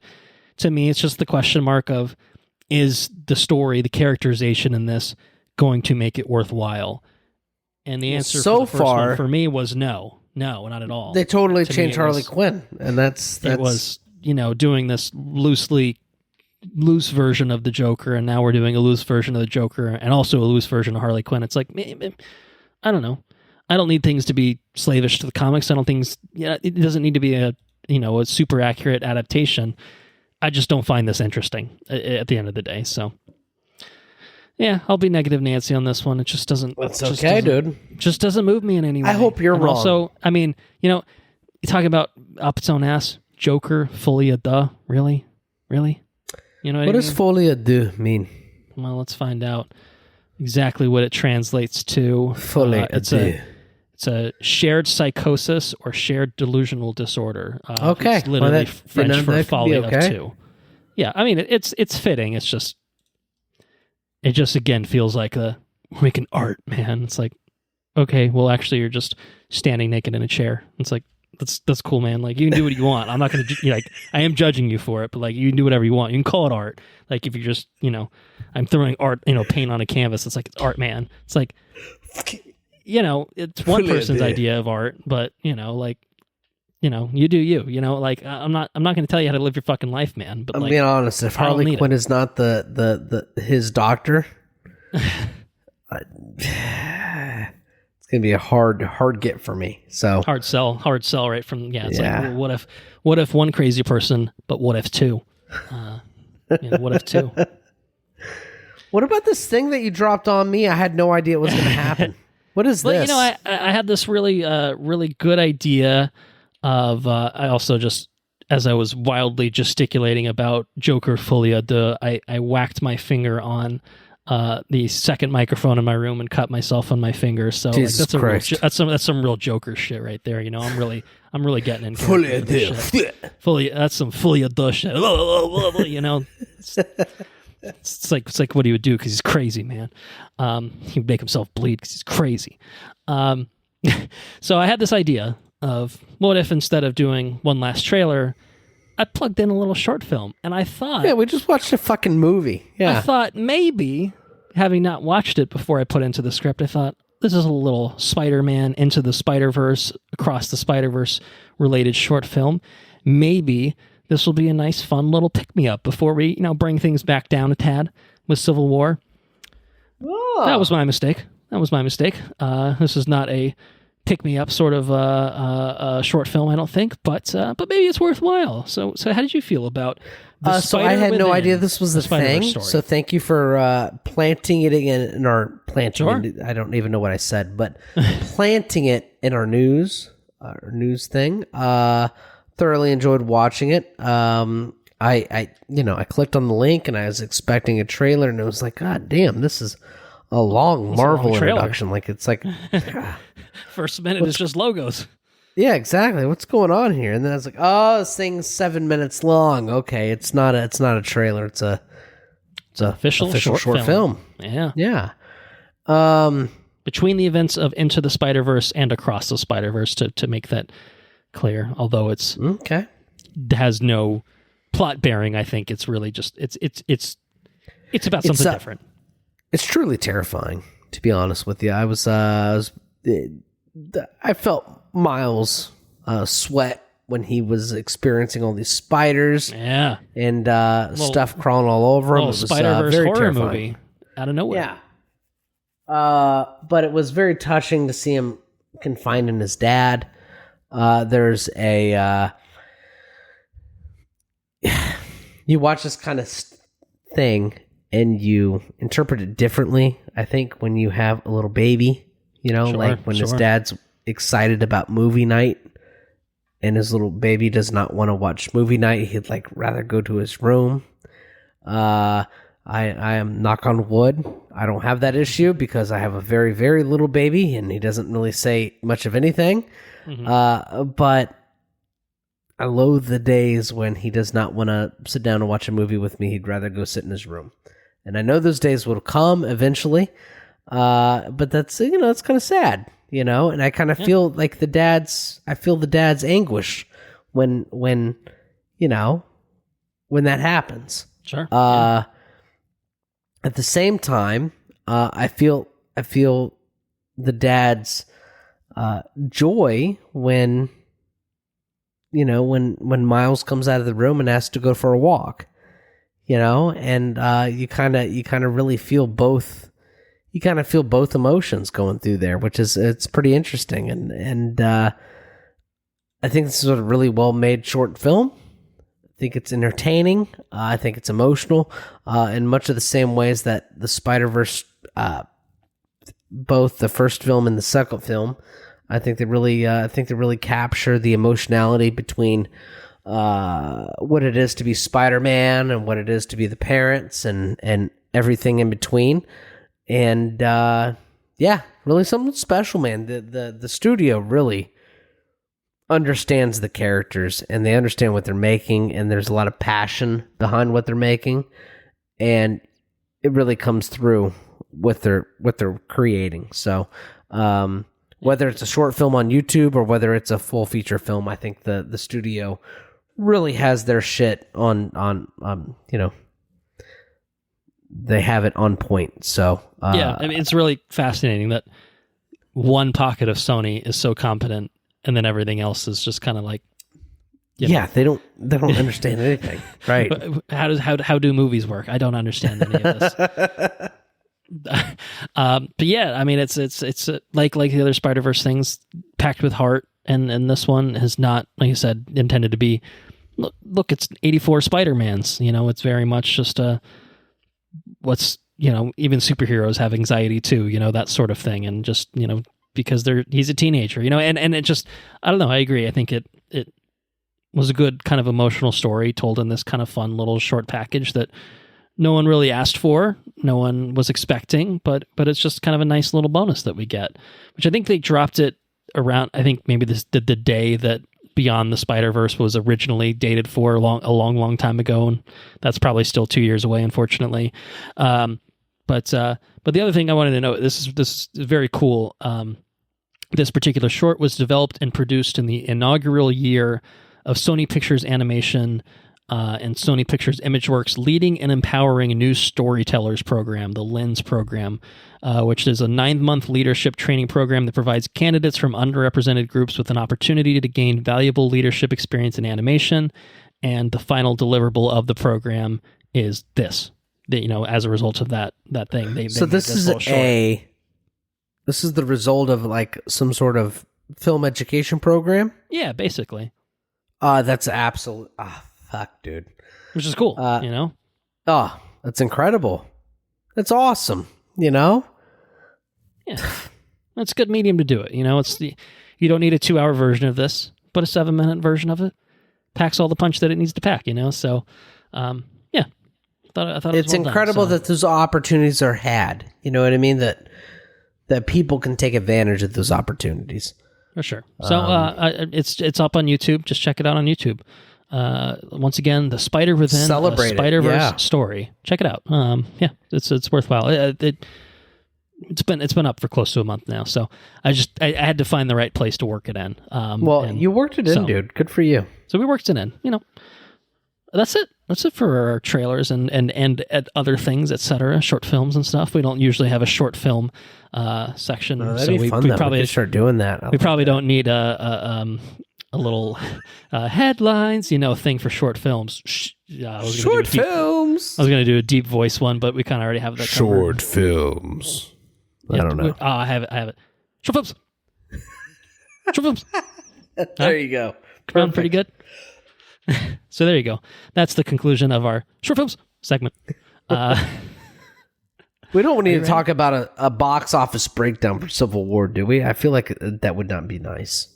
I might disagree with that assessment. Oh, okay. I've heard bad things about the box office breakdown. Okay. On the Civil War. Well, so educate me. I'll be curious to hear what you have to say about it. But why don't I set things up for this movie before we get to that right away? How's that? Does that work for you? Yeah, it sounds good. Let's educate. Let's see where Civil War is on its box office breakdown. All right, so Civil War is playing in theaters only. It is written, directed by Alex Garland, stars Kirsten Dunst, Wagner Moura, Kaylee Spaney, Stephen McKinley Henderson, Sonoya Mizuno, Nick Offerman, and Jesse Plemons. You'll recognize like 90% of those as previous Alex Garland collaborators. That's right. Yeah. Amid a civil war which has engulfed America, a team of military-embedded journalists race against time to reach D.C. before rebel factions descend upon the White House. That makes it sound a little bit more, I don't know, action-packed than it is. It's an A24 movie. Let's make that abundantly clear before we get into full non-spoilers. But yes, let's do our box office breakdown. But I need a little help first. Box office breakdown. Wah, wah, wah, wah. That's like, what you were looking for. It's fucking playoff season. Where are my hockey horns? Yes, box office breakdown for Civil War. This is the so number one. This is the biggest budgeted A24 movie ever at $50 million. That's the biggest budget that A24 has ever out for a single movie. $50 million? What? $50 million. Which, I mean, it's just pretty high for an A24. But it's had the biggest opening weekend in A24 history in its opening weekend. Made $25.7 million in its opening weekend. This is all domestic, obviously. The previous record holder was a film we covered back in the day by the name of Hereditary. Okay. And it was good enough to score number one in its first weekend. And wouldn't you know it, weekend number two didn't have a lot of competition. Abigail came in. The Ministry of Ungentlemanly Warfare came in. but Civil War did just enough to hold on to number one, dropped about 56%. Okay. So as of, I think actually quite literally as of yesterday, the film crossed $70 million globally. So paid for itself. Close to probably. It's I think it's doing pretty well for certainly for an A24 movie. It's not the highest grossing A24 of all time or anything. I think Everything Everywhere still holds that title. But for a movie that obviously had a more commanding budget than most A24 movies do, I think it's doing well enough that it feels like the investment was still worth it. I think it's still probably, has a little bit to go in terms of its run that I think will help it probably be at least, break even into slight profit at the end of the day. So no, I think for what it is, I think it's doing pretty well overall. I don't know what you had heard prior to recording or anything like that. I guess I heard it was I heard that it was a box office bomb. That's what I read. Yeah, I wouldn't say that. I think with a bigger budget you could certainly get there, but I think for the kind of movie this is, for what was spent on it, I don't think that's a fair. It's really a shame because the movie's a topical film. And so with that being said, I think that you'll get more polarizing views on the success and what the film is versus, actually how it's performing. I guess that's fair. So I can't remember who said it was bombing, but I think it's probably not outside of the realm of imagination to imagine that somebody who is, critical of what the film is trying to explain, I think they're probably a little bit more critical of the success of the film. Does it make sense? Yes, probably. Yes, I could certainly see that being. Yes, I could see that being the case. Yeah. Yeah. So, anyways, that's that. So, I probably, there's a news studio that's always present in the office at all times at work, and I may have heard that from them. I can't exactly remember. I don't want to say that for a fact. It was the news organization that was sad that the fascist president is depicted as a bad guy. Is that maybe what you're saying? That might be what I'm trying to say. But I try not to be. I don't want to be one way or the other. I will just say that I heard that this film was not. I heard it wasn't incredibly successful, but it seems like it's doing pretty good for what it tried to do. So I'm excited. I'm excited to talk about it. Well, that's what we're here to do right now. What do you think? Non-spoilers of Civil War. Alex Garland's Civil War. Yeah, so first and foremost, I think the cinematography in this movie is spectacular. I think it's a very pretty film. And I think that it's... so this film is... It follows war journalists, right? It follows... Right. It follows, people covering conflict. So Kirsten Dunst's character... She is a world-renowned journalist who has followed conflicts around the world, and now she finds herself covering conflict within the United States. And I think that was a really interesting approach for this film. You cover a Civil War film, you can cover it from a certain perspective of from one side or the other, whether it's red or it's blue, or whether it's, however you choose to kind of like divide the conflict. Alex Garland chose to follow the conflict between Americans, between a neutral point or with a neutral person, from a neutral point of view, as the journalist. And I think the journalist is viewed as not necessarily a neutral point of view, Especially with today's kind of like interpretation of like Fox versus CNN or whatever, a journalist kind of gets put within like the confines of the person that they're working for, and that's kind of like how you see their works. This interpretation or this person or the people that they have as journalists within this movie are I think there's a quote with I think Kirsten Dunst says it. She says that we're here to record and we're here to record the events of a thing, and it's up to everybody else to interpret it. The journalist is the person that records it, and everybody else is the job of the journalist is to record it and present it as it is, not give you a version of what they're seeing. Bingo. Thank you. Thank you for helping me out with that. This is the objective thing, and then everyone else gets to. It's everybody else's job to interpret it. However right? They want exactly. To. Yeah. I'm just taking a picture. I'm recording a thing, or blah blah blah. And I thought that was very powerful. But, because oftentimes you see a thing and you associate it with the person that's presenting it, but the person that actually captured the event, they're there just to capture the event. You know what I mean? They're that's all they're doing is capturing it. And I think that it really puts into perspective what it is to be a journalist and what it is to be, what it is to be on that side of the line. And I think it was really powerful.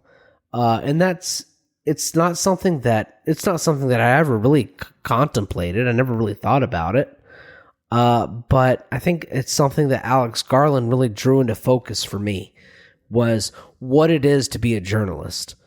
And you might have an inherited allegiance with a certain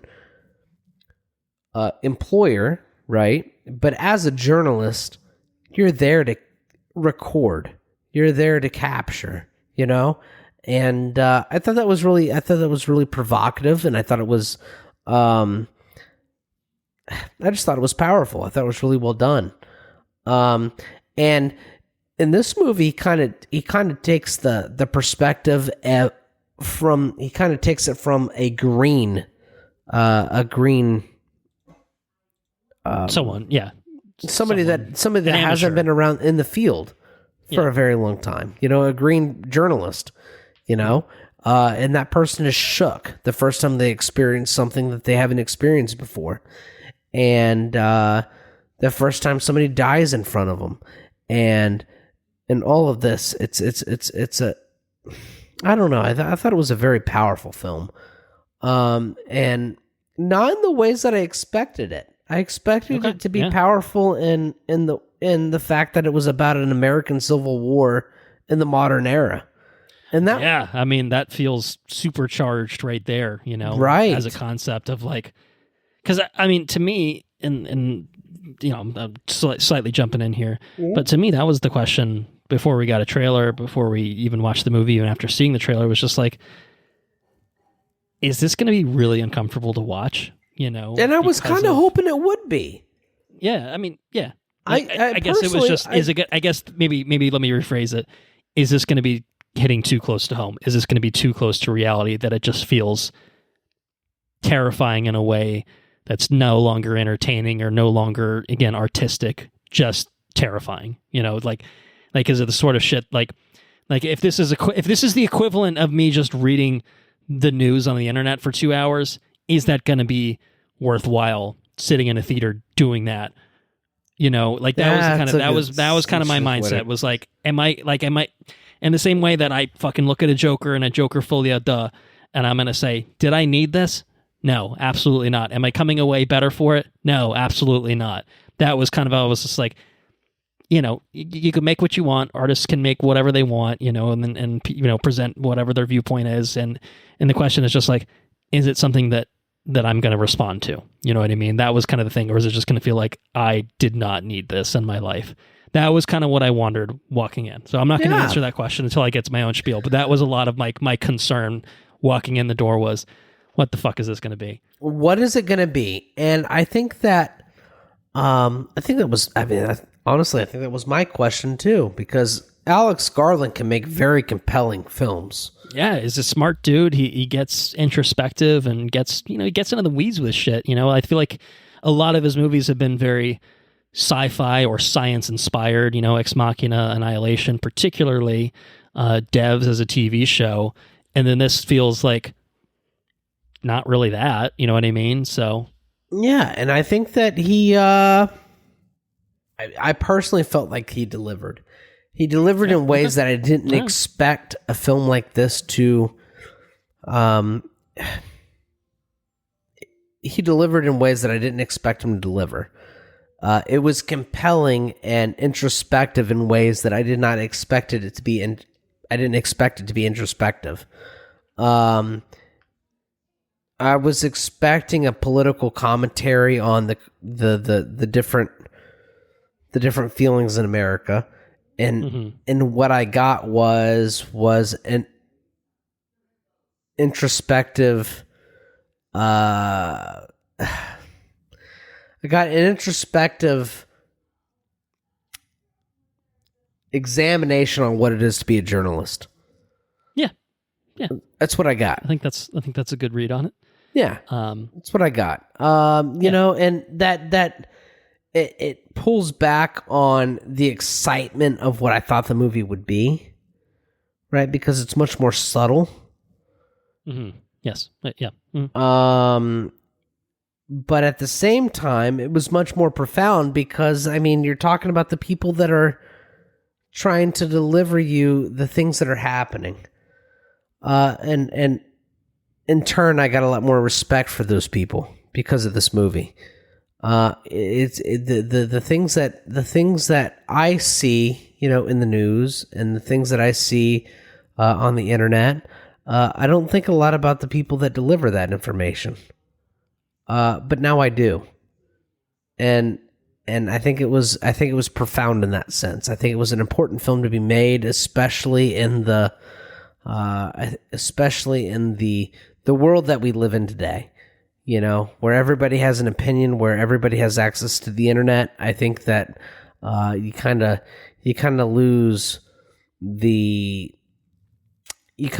perspective of the person that's actually standing behind the camera, and the things that they experience in order to deliver you the information that you're receiving. And I think that I think it was a really profound film, and I think for Alex Garland, who has recently, I mean, he's always topical, right? I think Devs and Ex Machina have both dealt with artificial intelligence, which, as we know now, is a very topical thing because it's in the forefront of the news and sure. How that's being implemented in society and this and that. But with him covering something like journalism, I think it's hot topic to call this film Civil War, but to call it something like journalism or something like that, in order to call it what you're actually covering, I think it would be, it'd be more appropriate because, I mean, that's what this film is about journalism. So anyway, I'd be interested to hear your interpretation of this movie because it was I went to this movie. I did not go to a Dolby. I went to a standard film thing, and I saw we were both too late. We were both too late. And I saw this at 7:30. I went home. I fed the baby, this and that, and then I left. And I left with a cup of coffee.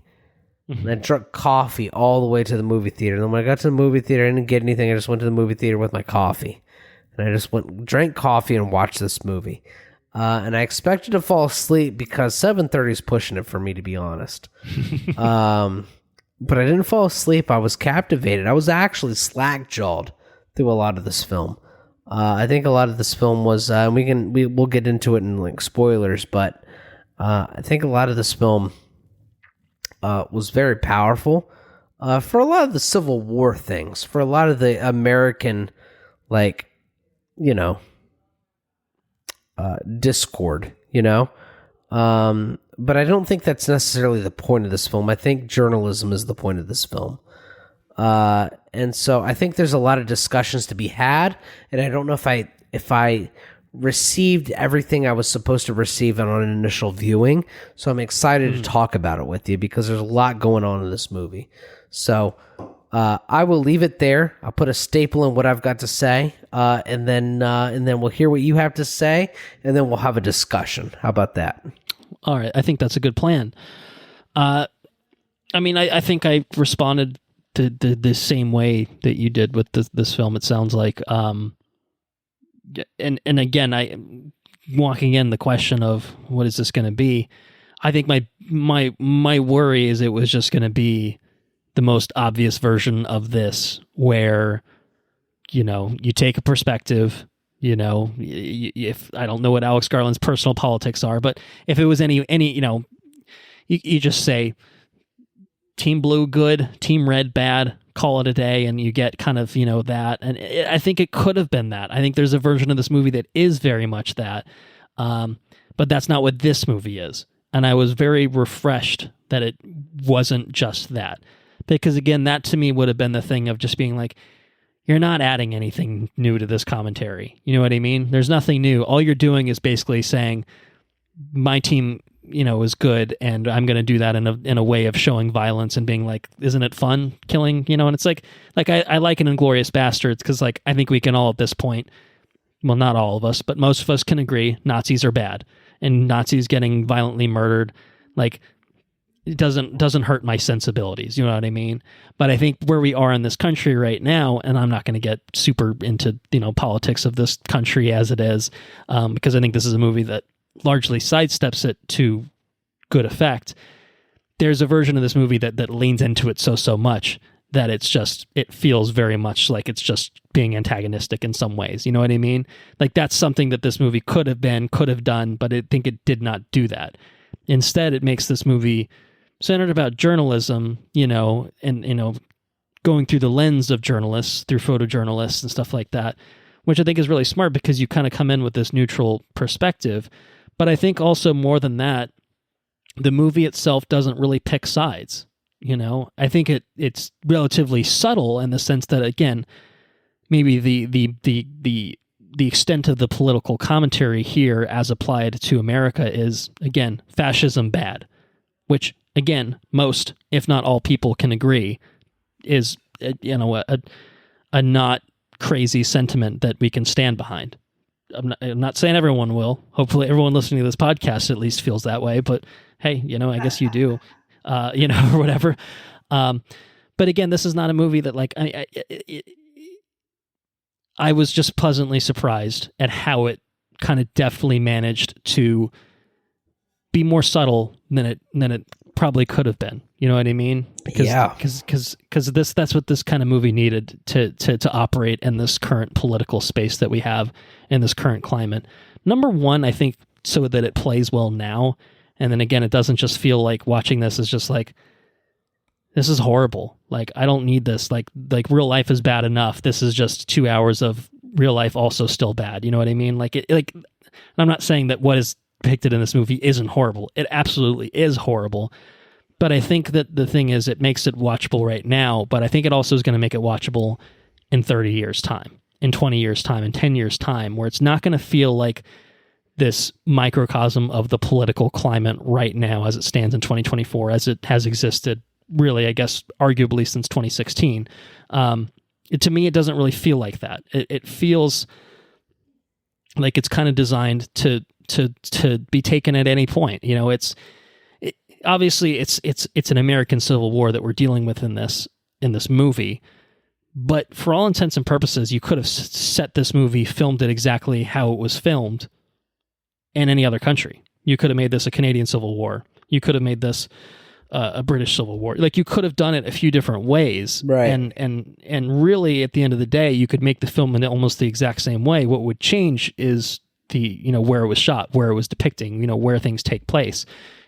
Is it a prime minister or is it a president? You know what I mean? Like, those are the things that could have changed. Like, obviously, that is still a different movie entirely, because the American political system and setup is still kind of obviously different to those.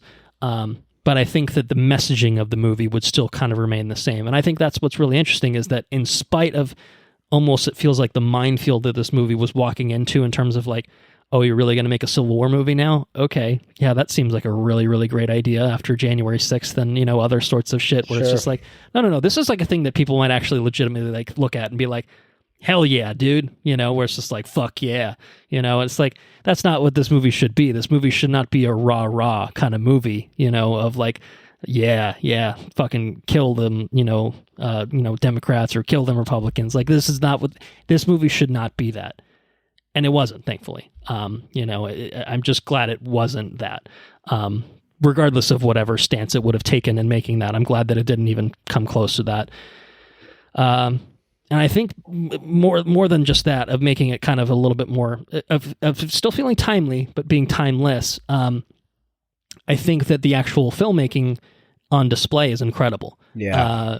Like I said, the cinematography is fantastic.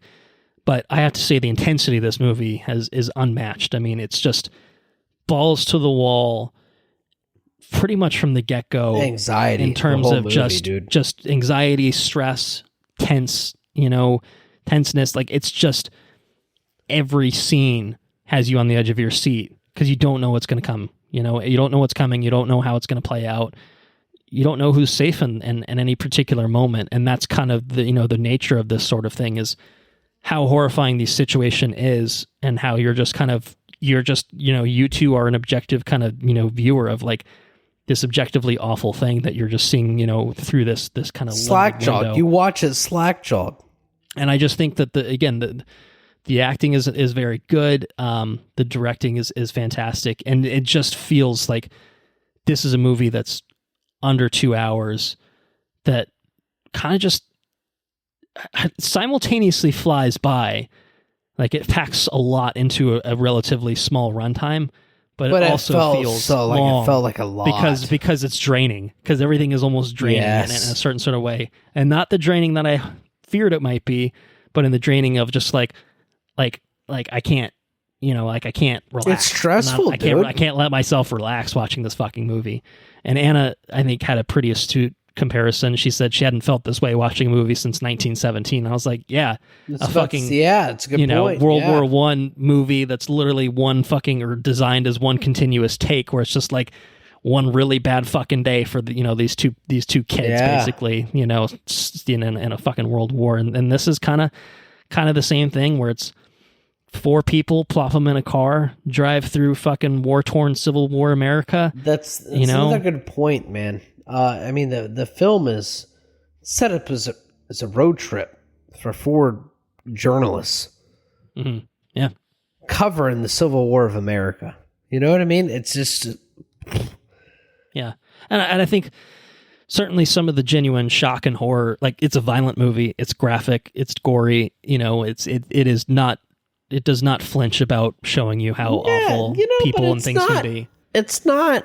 But I didn't find it to be distasteful either. I didn't find it to be like shock and awe. It to me was just like, this is how it would be. And almost what made it feel more horrifying, and I think made it feel different than anything we've seen, is because everything is American. Like, there's a version of this movie that, I mean, you could make a movie like this. You could make a movie about, Russia and Ukraine. You could make a movie about Israel and Palestine right now. You could make those sorts of movies where it's, it's depicting, like, this is probably basically what that kind of looks like. But when you're seeing it in, America, when you're seeing it in small town America, when you're seeing it in Washington, D.C., and it doesn't feel different like story. White House Down. It doesn't feel like whatever the other one, Olympus Has Fallen. Like, we've seen disaster movies, Independence Day. Like, it doesn't feel like that, because this is gritty and real and just kind of a little bit more, true to life of like how broken down helicopter in the middle of JCPenney parking lot. Yeah, it's different when it's at home. Definitely. I think I think that's what I think that the film uses that advantage. It uses the setting to its advantage, I guess. That's right. Yeah, absolutely. It's at home.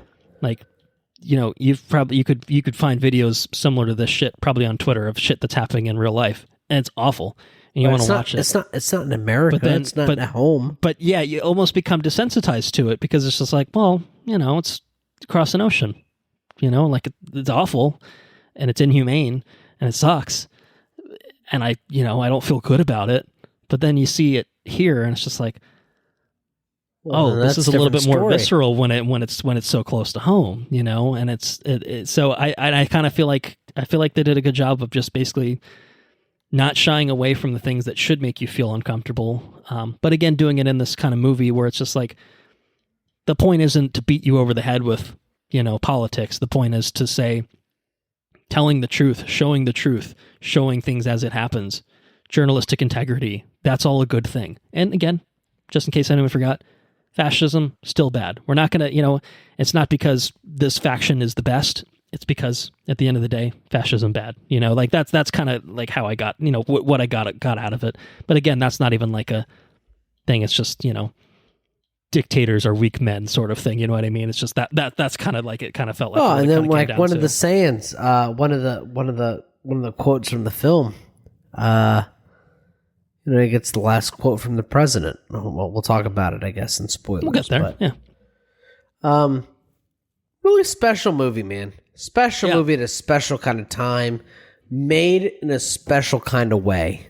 I think that's it's the Alex Garland. There's a lot of different ways that you can tell the story that you want to tell, especially when you're talking about Civil War and today's political climate. And sure. I think that Alex Garland told it in a very artistic, just a very profound manner. I think he told it very well. And I think he told it from a point of view that was really important to tell too, because a lot of people shit on the journalists. It's easy to say, oh, this story comes from this person or this news outlet. Fuck them. That's obviously bullshit. Mm. And that's not the case. That person may have taken a job from a news outlet that you don't agree with, but at the same time, person just wants to tell a story. That person is recording an event. You know what I mean? And it's easy to make things black and white.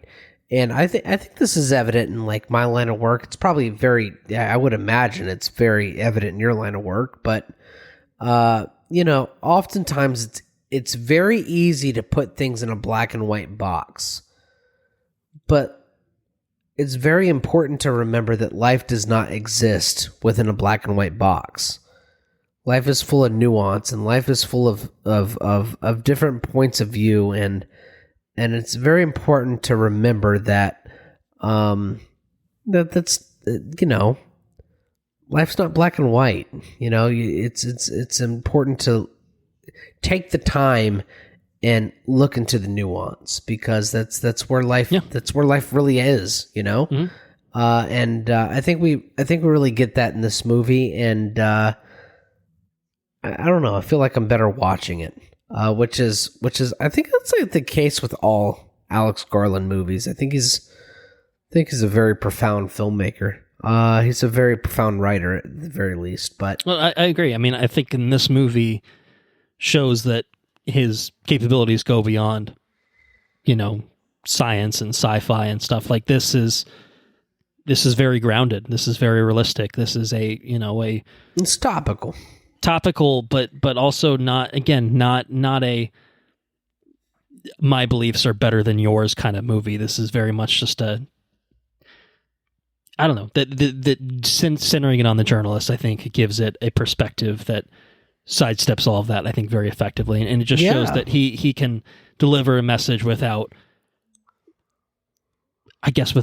alienating this, a sizable chunk of people that are going to be interested in seeing the movie in the first place. This is a movie that I think can resonate with most people watching it in ways that they're not expecting it to maybe resonate when they walk in the door. That's right. I agree with that. So, spoilers. You want to talk about spoilers? Well, why don't we do a quick recommendation? Would you say that people ought to see this in theaters? Wait to watch it at home? Okay, I won't continue. What was the yes in reference to? What I'll say is I think that people should watch this film any way they can. That's what I'll say. I think this is important. This is an important film to watch, despite any political alignment. And I think that it's important to watch because it's so grounded in neutrality. You know what I mean? Like the point of this film is kind of neutrality. I think that's kind of what they're going for. And I think it's I don't know. I think it's a profound film at a profound time. I agree, and I'll co-sign. I guess, yeah, right. Watch it how you can. I think that in terms of just quality, I would definitely give this a go see it in theaters recommendation. With I think probably the notable caveat of it's a brutal movie, it's an intense movie, it's a stress-inducing movie, and if that's not what you're going to be in for close to 2 hours, then maybe wait to watch it at home, I think, and when you can pause and de-stress and stuff like that. But I think it's a worthwhile movie that is worth seeing, again, regardless of political ideology, because, like you said, the world's not black and white. People are going to be coming into this with all sorts of different views and viewpoints and sorts of feelings about what an American Civil War would look like and how they'd feel about that and where they'd stand and everything. And this is a movie that I think won't win everyone over, obviously. People are going to dislike it. It's inevitable with every movie. But I think for a movie fucking called Civil War by A24, I think it's going to have a little bit more crossover appeal than you might expect it to otherwise. At least I think, anyway. Yeah. But, I guess I'd be curious to hear, obviously, thoughts from. I guess thoughts from anyone. I mean, Anna really liked it. It sounds like you went on your own. So, when you hear the car lot goss, bring it up on the next episode, because I'd be curious to hear what the general thoughts are on a movie like this. Because to me, it doesn't feel like it's something that I guess it's one of those things. Like if you're walking in thinking this is going to be a super duper action packed, like rah fuck yeah sort of movie, like Team America. Like it's not that. So you could be disappointed, I guess, if you're not getting what you're expecting. But don't go in expecting that. And also, why would you want that movie? The one thing that gets me is the Plemons character. Personally, and I would be interested to hear otherwise, but personally, I feel like the Plemons character represents a character that I see a lot of. And it's troubling because I feel that way. I feel like that represents people that I actually know. And it would be interesting to see how the people that I think that represents, how they interpret that character, how they would feel. Okay, yeah. You know what I mean? Is that fair? Is that fair to say? Well, they may not see them as themselves in that character potentially, and they may not, and I might be wrong interpreting that character as them, right?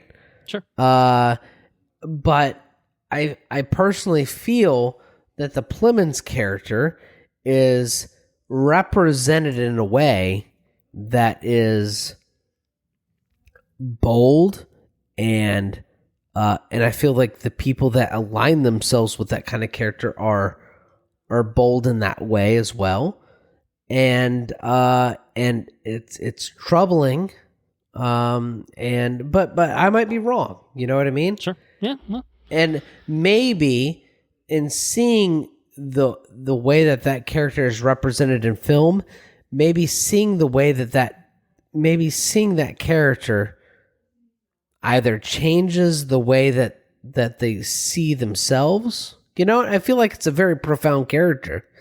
Well, I guess maybe now's the time to talk about it. This might be a good time. Yeah, why don't we do that?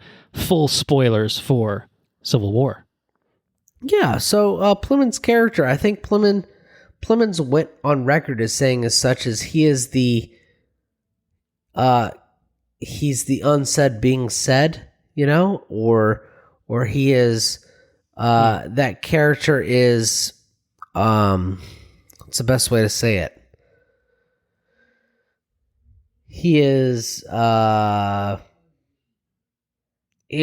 said being said. I don't know quite how to say it as he said it. I can't remember how it was quoted, but the things that his character did within the film are the way that people feel, but it's being said out loud. You know, and when it's said out loud and when it's put on full display, it's really pretty shitty. You know what I mean?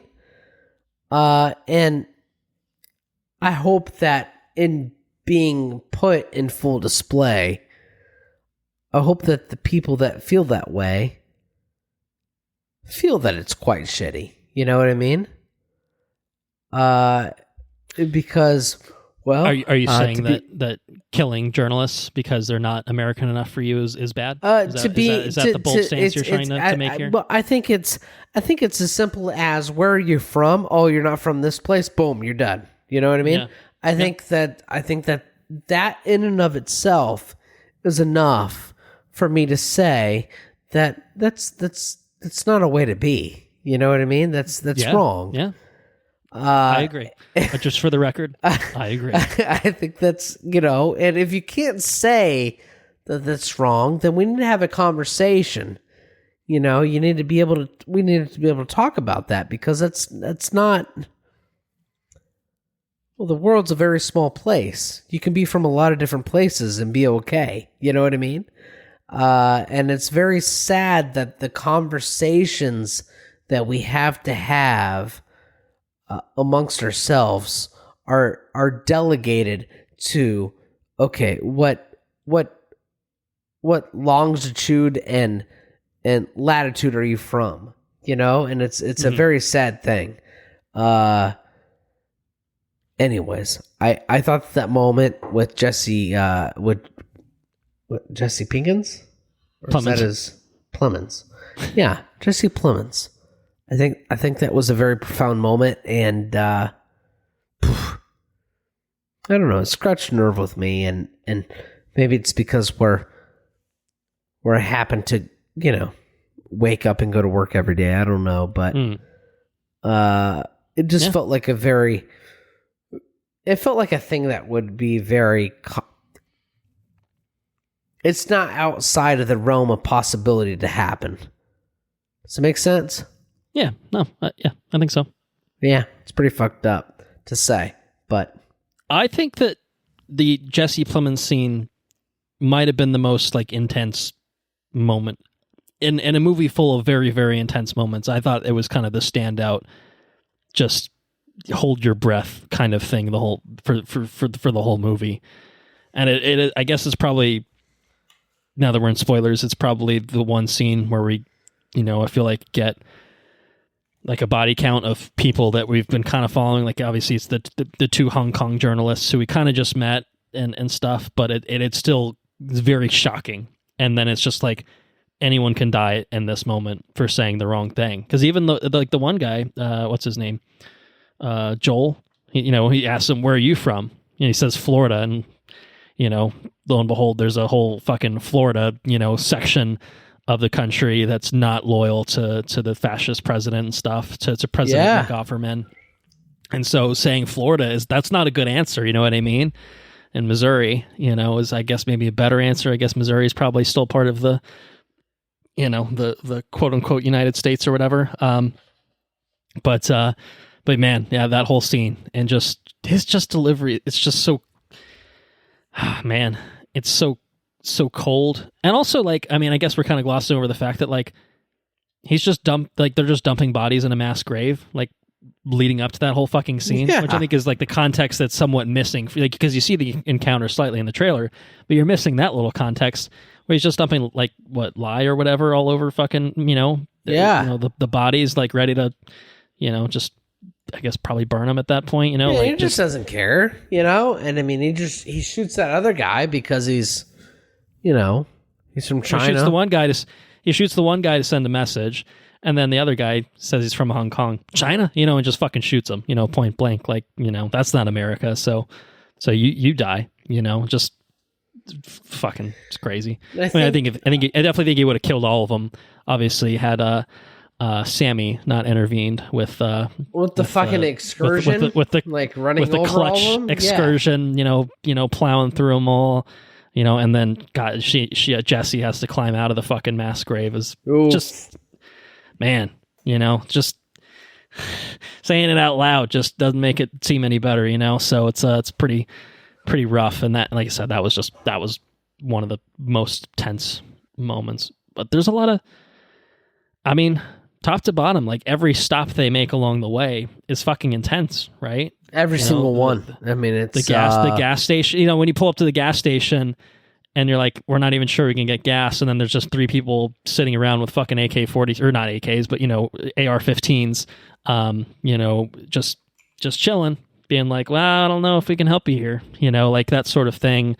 You got the two people strung up in the car wash, they're still alive, but, like, man, just in some ways it felt sort of post-apocalyptic Last of Us sort of vibes, but more because real, it totally because it's not intended to be this, like, yeah, the world is ended and this is the future with zombies. It's like, no, this is just people killing each other wantonly, because they disagree politically. You know what I mean? Like, it's a really quite different atmosphere, I guess, thinking about it that way. So, what else was there? I mean, just I feel like when they hear the fire fight and then they go, and then there's just, like, the pretty intense, just kind of shooting, and then they line the three up that they capture with the bags over the head and execute them, and just everything is just so. It's brutal, man. I mean, it's just so brutal. And I thought a really profound moment too was the sniper fire. Like when they were driving and then they had to stop because there were there's a group of people shooting against this guy in the house, right?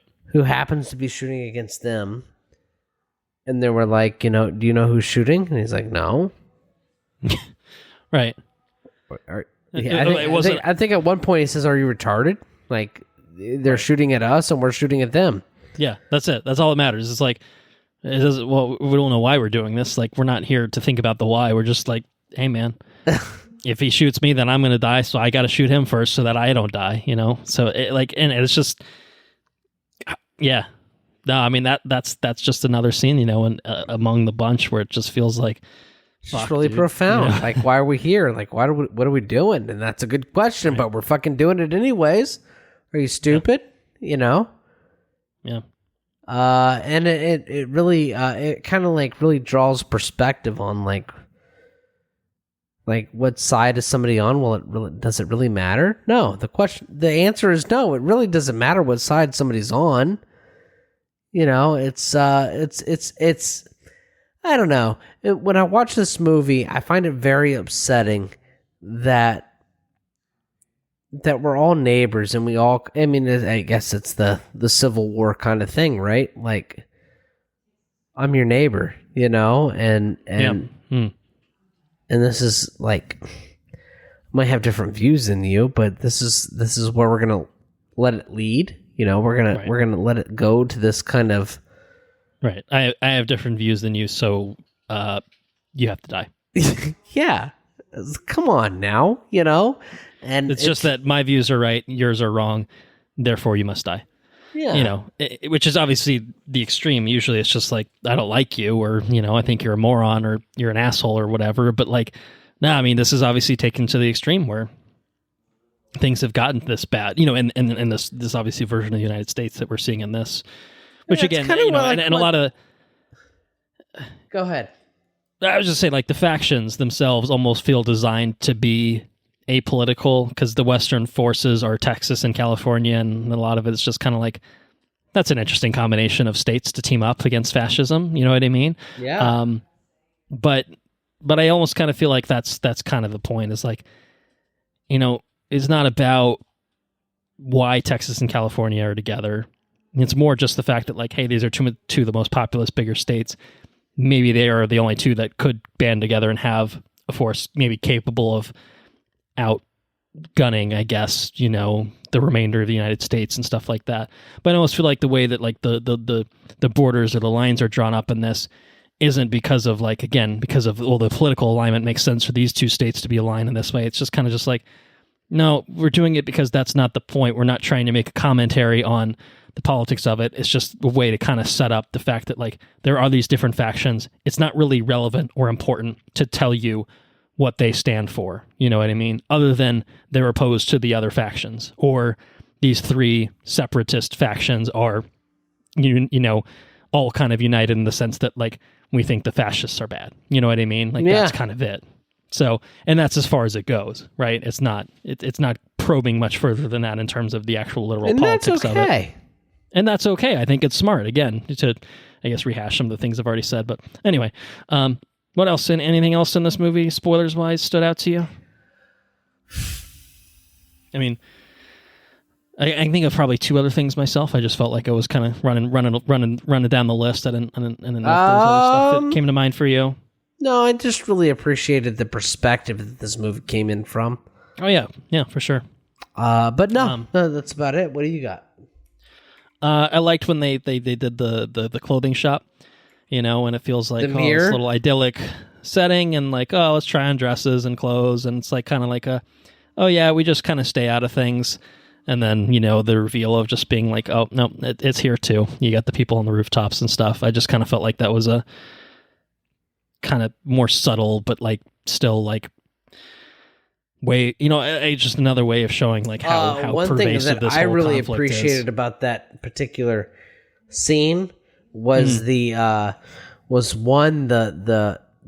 photo that she took of Kirsten Dunst's character, and try to capture her when she's smiling. It's like a moment of levity, between very serious moments. It was very nice. Because the movie is just nonstop sequences of really stressful events happening with people generally dying in horrific ways. And sometimes it's people, that you don't know. And then other times it's people that you've come to know over, an hour or however long, and at the end of the day, we lose 2 out of those core 4. And when Sammy died, he got shot, it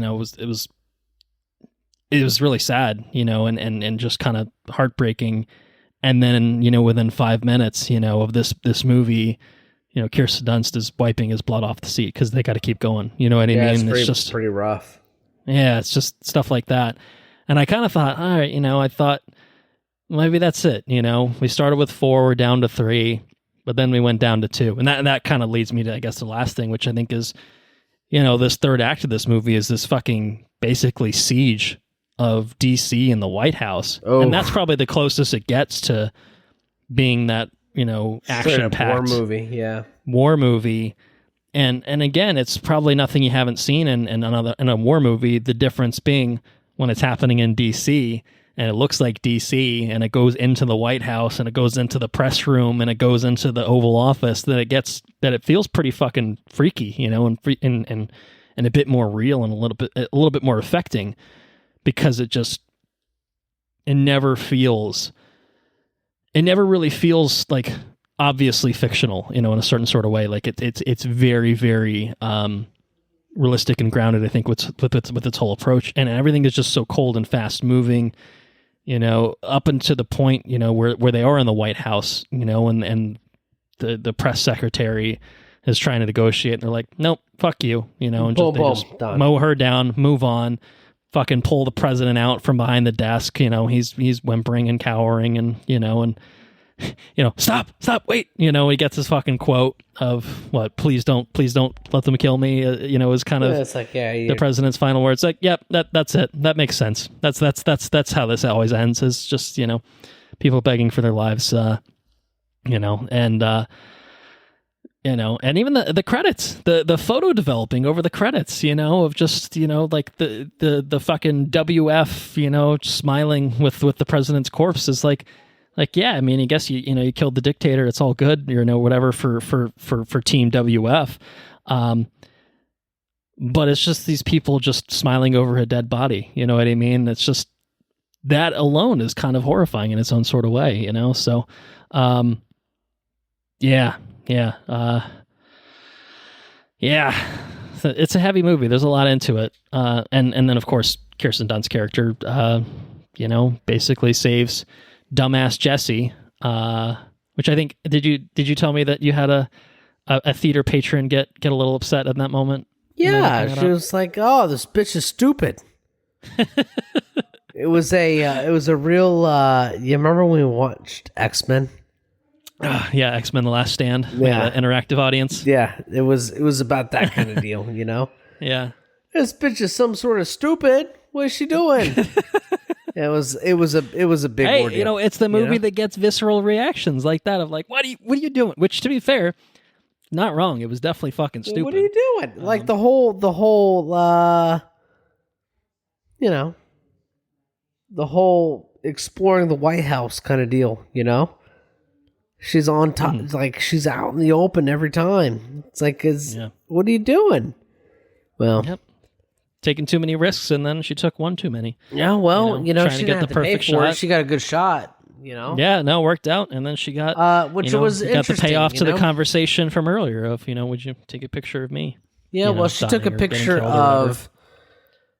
She took a picture of what's his face. Oh, that's true, because Kirsten Dunst took the picture of Sammy, but then deleted it. Right? They're very much like the same person, Yeah, which I think is like the poet, like it's just like the subtext of the characters, right. I think they're very much of the same ilk, and it's whatever. But it was interesting that number one, props to Kirsten Dunst. I think she was really, really fantastic in this. But seeing her character kind of go from the no-nonsense, cold exterior, I mean, she's just straight up having fucking nonstop panic attack, that whole third act. Like she's not herself anymore. Like, she's completely out of it. But then obviously she still has the kind of recognizance to save Jesse in that particular moment, Jesse being a stupid bitch or whatever, and give her that shot, is obviously the one ultimately responsible for it. But I don't know. I just thought that whole development was really, really quite interesting, and seeing Jesse obviously come into herself and perhaps being a little overconfident with trying to get the right shots and everything, but from from her initial reactions to vomiting on herself in the back of the car and all that, like she's very different by the end too. And these are all really changed people, which was interesting. I don't know. So anyway, yeah, I don't know. That probably covers it. What do you think? Any other thoughts for you on Civil War? No, I think it's a special movie, man. I think it's. I do too, and I think that it's for a movie called Civil War about a second American Civil War. I could see myself rewatching this movie at some point. Like, I don't need to go see it a second time in theaters or anything like that. But I think that there's definitely some artistic value and merit to this in a way that I wasn't expecting walking in. That I think will lend it a little bit more crossover appeal to different sides of the political aisle. Again, not going to be for everyone. I'm sure I will encounter people that don't like this movie, and that's all well and good. But it definitely it worked for me. I connected with it because of it being different than I almost thought it could be or might be, and I appreciated that. So guess I won't doubt Alex Garland. So whenever he brings out his next movie and 6 years or whatever it ends up being. I'm gonna don't doubt him. Obviously, we'll get the one that he's doing Warfare, and then 28 years later, whatever stuff. So, yeah. Anyway, Civil War, I think. What do you think? That's it. That's what we got. Okay. All right. Few more things to touch on this episode, and then that'll be that. I have a quick addition to the listener's corner, if you're up for that. Yeah, do it. Let's do it. A little quicker than last time. So to clear things up, for something that we talked about on the Ghostbusters episode, Mr. Bruce Brown wrote in and talked about a TV show called Deception, and I couldn't figure out what the fuck it was. Yeah, turns out that. he was saying it was Succession, the HBO show, okay. Which makes a lot more sense because he was talking about the last season, family stuff, and everything. So anyway, Succession was that show. Just to close that loop, a few other things he's recommended, or not recommended, perhaps. The Kane Mutiny Court Martial. He says, very good acting, well written and well scripted, well worth watching, and you might appreciate it even more as an attorney and former military. He's talking about me there, just to make that clear. He wasn't talking about he wasn't talking about me? Okay. He did send it to watchreviewrepeat@gmail.com, but I think he knew who was going to read that email. Let's put it that way. So, anyway, yeah, this was the last movie directed by William Friedkin, who did who's like the director of The Exorcist. It's, yeah, I mean, obviously court martial, so military law and stuff like that kind of makes sense. But I think Kiefer Sutherland, Jason Clarke, I think were kind of the main cast, and I think it's on Paramount Plus. I mean, yeah, something like that. So anyway, it's supposed to be good. He seemed to like it, so there's that. I.S.S. interesting movie about a Russian and U.S. crew on the International Space Station. While in space, nuclear war erupts on Earth between the U.S. and Russia. Oh, yeah, okay. I remember seeing trailers for this. Yeah, I feel like world gets wiped out and response. some shit, and they're stuck up. Right, yeah, the nuclear war happens, and so, what do the U.S. and Russian crew do when they're over at the space station? That's all he said. He said it was interesting, so I don't know if he liked it or not, but interesting is better than not interesting, so that seems like a mildly positive recommendation at a bare minimum. Started Blue Beetle, like it so far, which I think we both liked it as well. It's fun. And then finally, Aquaman 2, aka Aquaman and the Lost Kingdom, was unwatchable and horrible. Couldn't get past the first 10 minutes of stupidity. Character is just unwatchable, and the actor is simply terrible. My man, Jason Momoa. I feel like I'll watch it at some point, because I feel like it did with all That's the hilarious. Like I did it with the Flash. He sends you that review and you say, yeah, I think I'll watch it at some point. Well, in the way that, you say the Flash is really bad. I'm like, yeah, but I got to watch it just to know. I'm like, oh yeah, it was, wasn't it? I will watch it at some point. Not anytime soon, but like when I'm like running out of things to watch and things to do, which hopefully won't be for a while. So it's not, don't expect an Aquaman review from me anytime soon. But okay. The first one's fine. So, there's that. So anyway, what's been going on over there in Mr. Meadows Land? Mr. Meadows Land has Grey's Anatomy. We've been watching a lot of Grey's. All right. What season are you up to now? Season 2. I think we're at the end of season 2 now. Plugging along at a nice pace. Yeah. We still it's have probably 20 plus per season, so they those hours add up. Still the original cast, though. They're still. I think you're good for a little while. I feel like they didn't totally shuffle for a few seasons. Yeah, but I'm also not, again, the Grey's expert in the household. And like I said, I don't know if I find the show as compelling without this original cast. Because the original cast is very good. But we'll see. We'll see what happens. Hey, just gotta stick with it. I started showing the baby, so baby B has so far grown up with Bluey and Spider-Man and Friends. Okay, yeah. And X-Men. He definitely grooves to some X-Men. Getting played on. Yes, and such. But and so forth. In the morning time, I've been showing him some National Geographic. So getting them exposed to nature and such. So he's getting to the point now where I think maybe we can start exposing them to some some Planet educational stuff, versus versus just the entertainment value. Cartoons, So whatever. So we'll see what he thinks about that. Bluey has come out with a.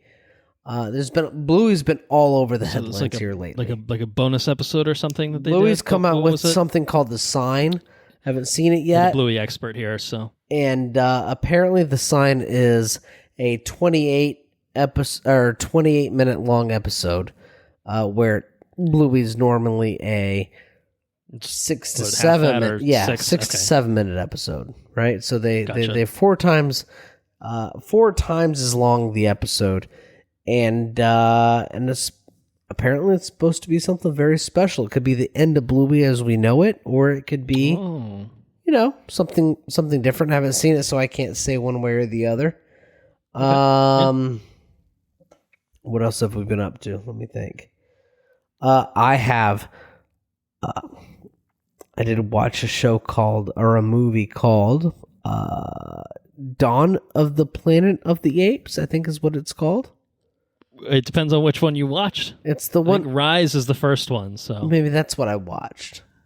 It's the one. Did it have James Franco in it? It did have Franco in it, yes. All right, then that's Rise of the Planet of the I watched Apes. Rise of the Planet of the Apes, and it was pretty good. Okay. Sarah was not fond of it because there was a little bit of animal abuse in it, and it wasn't very pleasant. It was not a very pleasant movie to watch, but... Get your stinking paws off me, you damn dirty ape and such. Yeah, but, I mean, no! You did have that moment in there. There was a little bit of liberation and shit going on. So, I don't know, it kind of made me feel pretty good. What else have we been doing? Is it a movie that will inspire you to watch 2 more movies and then maybe talk about them? Actually, they've been playing is it Kingdom of the Planet of the Apes or whatever movie's coming out? What is it? That's the new one, yeah. Yep. That's Kingdom of the Planet of the Apes. Yeah. That's coming out around the corner, and they've been playing trailers for that like crazy. And after watching this one, and then like seeing that trailer, I'm pretty excited. A little more hyped up now. Okay. Yeah, I'm pretty excited about it. So we'll see what happens. I think the IP is pretty cool. We'll see what we get. What else have we been doing? X-Men 97. If you're not watching X-Men 97, unless you're catching up. If you're catching up, you have a total excuse. Hello, it's me. But Dark Phoenix Saga, though. If you're not watching X-Men 97 and you're not catching up, you're doing something very wrong. You're fucking up, is what you're saying. Yes. This is the best. I'm gonna say right now, it's as far as I know, it's the best show on television. Ooh, okay. Well, I'm watching some pretty good shows right now. I'm watching Shogun. Shogun is a close second. But goddamn, man, there's one episode of X-Men 97 that is just above the rest. It really sticks out. Really profound television. Some of the best I've ever seen. I praise. Okay. Groundbreaking, earth-shattering fucking television. Okay. All right. Well, maybe we're hyping up too much, but it's compelling me to keep plugging away. Like I'm committed to. Even the subsequent episodes after, they're not quite as high. But they're really fucking good. But the season's not over yet either, too. So no, like the season as a whole is building up to be something incredibly special. Like even before episode 5, it was really good, right? Like it's good shit. Like wow, I can't believe this is that good. And then episode 5 happened, and you're like, whoa, fuck. And then you get this, and and then that was pretty good. But episode 5 is like it's life changing. It seems it's at least day changing. That's what I'll say. Okay, all right. All right. So I have every other weekend off. I started episode 5 with baby watching. We're just hanging out in the living room. I'm going to make some breakfast, like Saturday morning cartoon kind of vibe, right? Sure. Yeah. Episode 5 stuck with me all fucking day. Like it kind of ruined my day a little bit. Not going to lie. Okay. I can't say enough about it. X-Men 97 is blowing some socks off. It's incredible shit. From episode 1 through episode 5, but episode 5 is just something very, very, very special. What else do we have? I really, really want to watch The Three Body Problem. I just haven't done it yet.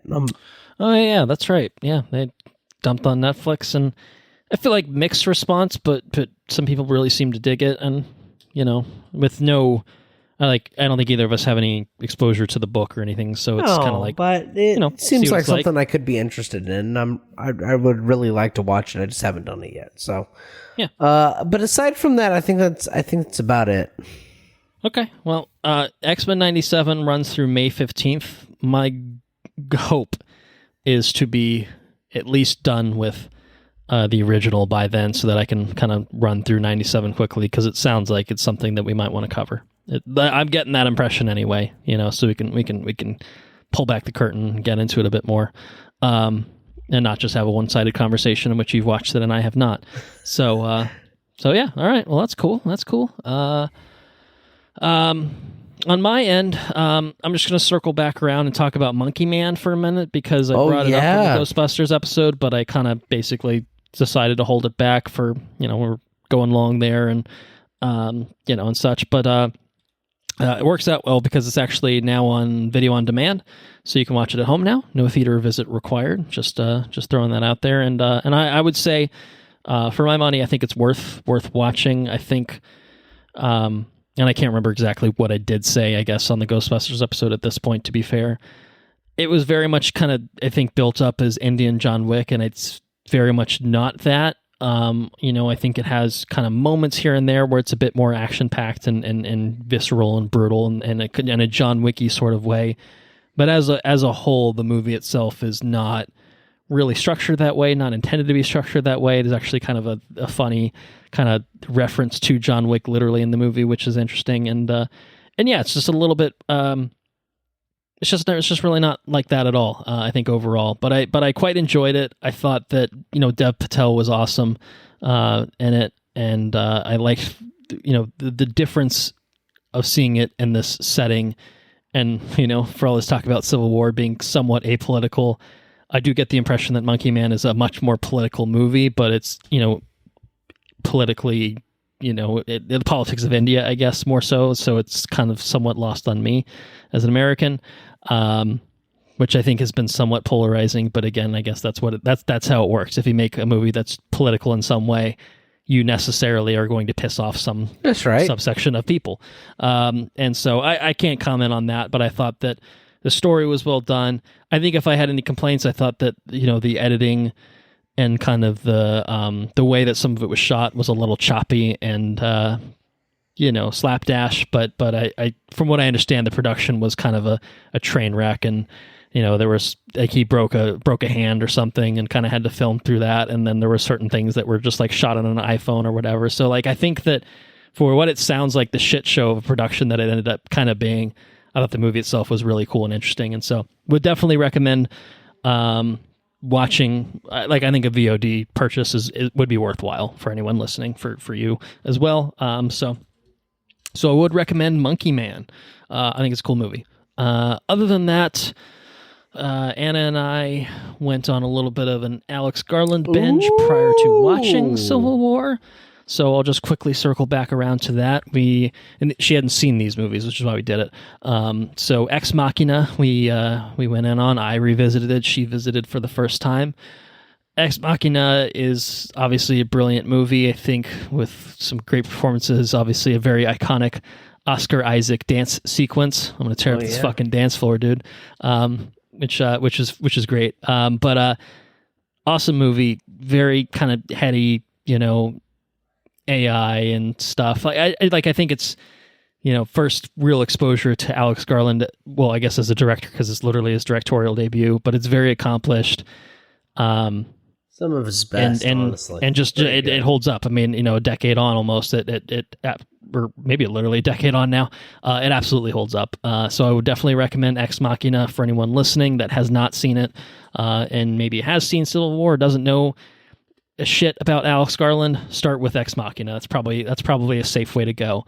Also revisited Annihilation, which I don't know that I'd seen since we saw it in theaters 6+ years ago. And I thought that was very good too. Very compelling, obviously stacked cast with Natalie Portman, Tess Thompson, and Benedict Wong's fucking in there, and Oscar Isaac's in there too. Yeah.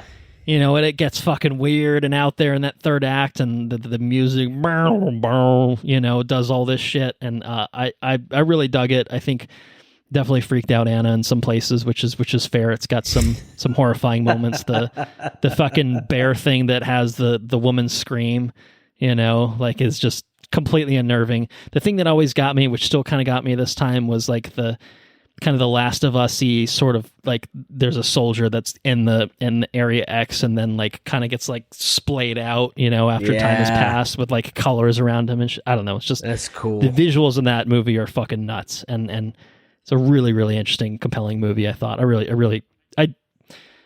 feel like it's probably. Is that your favorite? Well, I guess, Alex Garland? No, I mean I think Ex Machina is probably. I think Ex Machina is probably better and probably still probably my favorite overall. What about Alex Annihilation? Garland that is visually not just maybe not. What about Alex Garland that's not just directed by Alex Garland? What about Alex Garland? Well, I mean 28 Days Later has to get in the conversation at that point. Did he write Sunshine? Am I making that up? I think he wrote Sunshine, dude. And I think that's probably my favorite. I love Sunshine. I mean, I know that the third act obviously is polarizing for some and not because of politics, I guess, to be clear. But Sunshine's definitely there. Dread is fucking sick. Oh, Dread is so good. So, honestly, it's Dread is so good. It's not an easy decision to make. Did we ever cover Dread? Maybe Dread would be a good bonus episode. I don't know if we ever. I don't think we have fully as a thing, because that was certainly before we existed as a podcast. Dread is so good. Dread is one of the best. Honestly, I think that's a good. The problem is it's just straight bangers. I mean, quite honestly, in terms of even just writing credits, to be fair, of the ones that I've seen, 28 Days Later, Sunshine, the only one that I haven't seen is Never Let Me Go, so I can't speak to that. But Dread, Ex Machina, Annihilation, Men, which I haven't seen still to this day, and then Civil War now. Of the ones I've seen, I love all of them. Men was creatively charged, but it's not. I will go back to it at some point. I just haven't gone in yet. I didn't see it in theaters and then kind of just missed my window. I feel like Alex Garland's got a really good handle on sci-fi shit, right? Totally. Devs, again, and that's the thing, I've only watched all the way through once when it came out. I recall really, really liking it. I don't know that I could fully describe everything in it to you at this point right now, but I remember really, really liking Devs. And thankfully we have it memorialized in the form of a podcast about it. Some sort of episode, whatever the episode number it is. But I don't necessarily know if if I were to compare his Devs to Men, well, the cinematography's there, he's got a good, he's got a good angle, but at the same time, I think Devs is more compelling than Men. You know what I mean? And I think that Yeah, having only seen one, probably I agree, but I don't know for sure. Yeah, you don't know for sure. But Sunshine's incredible. Sunshine's it's a sci-fi deal. Now, fuck.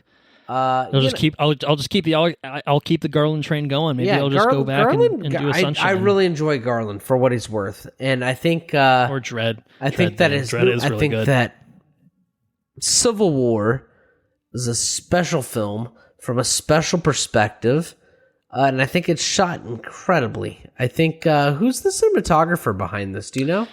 It's the same cinematographer that I think he's worked with on all of his films that he's directed. Okay. Which is to say that this person has a name, and I'm going to find out what it is. But I don't have it up right now. Well, this dude, whoever this dude happens to be, I think he's a spectacular individual. That individual is Rob Hardy. Civil War, Men, Annihilation, Ex Machina, and Devs.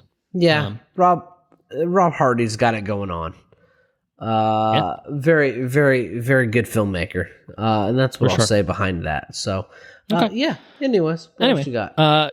So Annihilation is good. Recommend it. Visuals are stunning. Shogun, I'll just put it here as a placeholder of the finale has aired as of recording and as of the release of this episode. I have not seen it yet. But I'm 3 away from finishing, so it's probably in the next few days I will run through the rest of Shogun, and I will just say for now, I like what I have seen so far. But I think we'll get into it a little bit fuller soon. So other things that I've watched, and not that much left on the list, to be clear. I did finish Party Down Season 3, which is to say that I finished all of Party Down as it stands right now. Kind of feels like it's leaving it in a place where a Season 4 is possible, but nothing official has happened on that front. And Party Down is a classic show of a show that no one watches and gets canceled, so I wouldn't be surprised if that is what ends up happening here, even with the revival. But Season 3 was a 6-episode revival, 10 years, or more than 10 years after the original 2 seasons aired. And they managed to get back almost everyone, for this revival.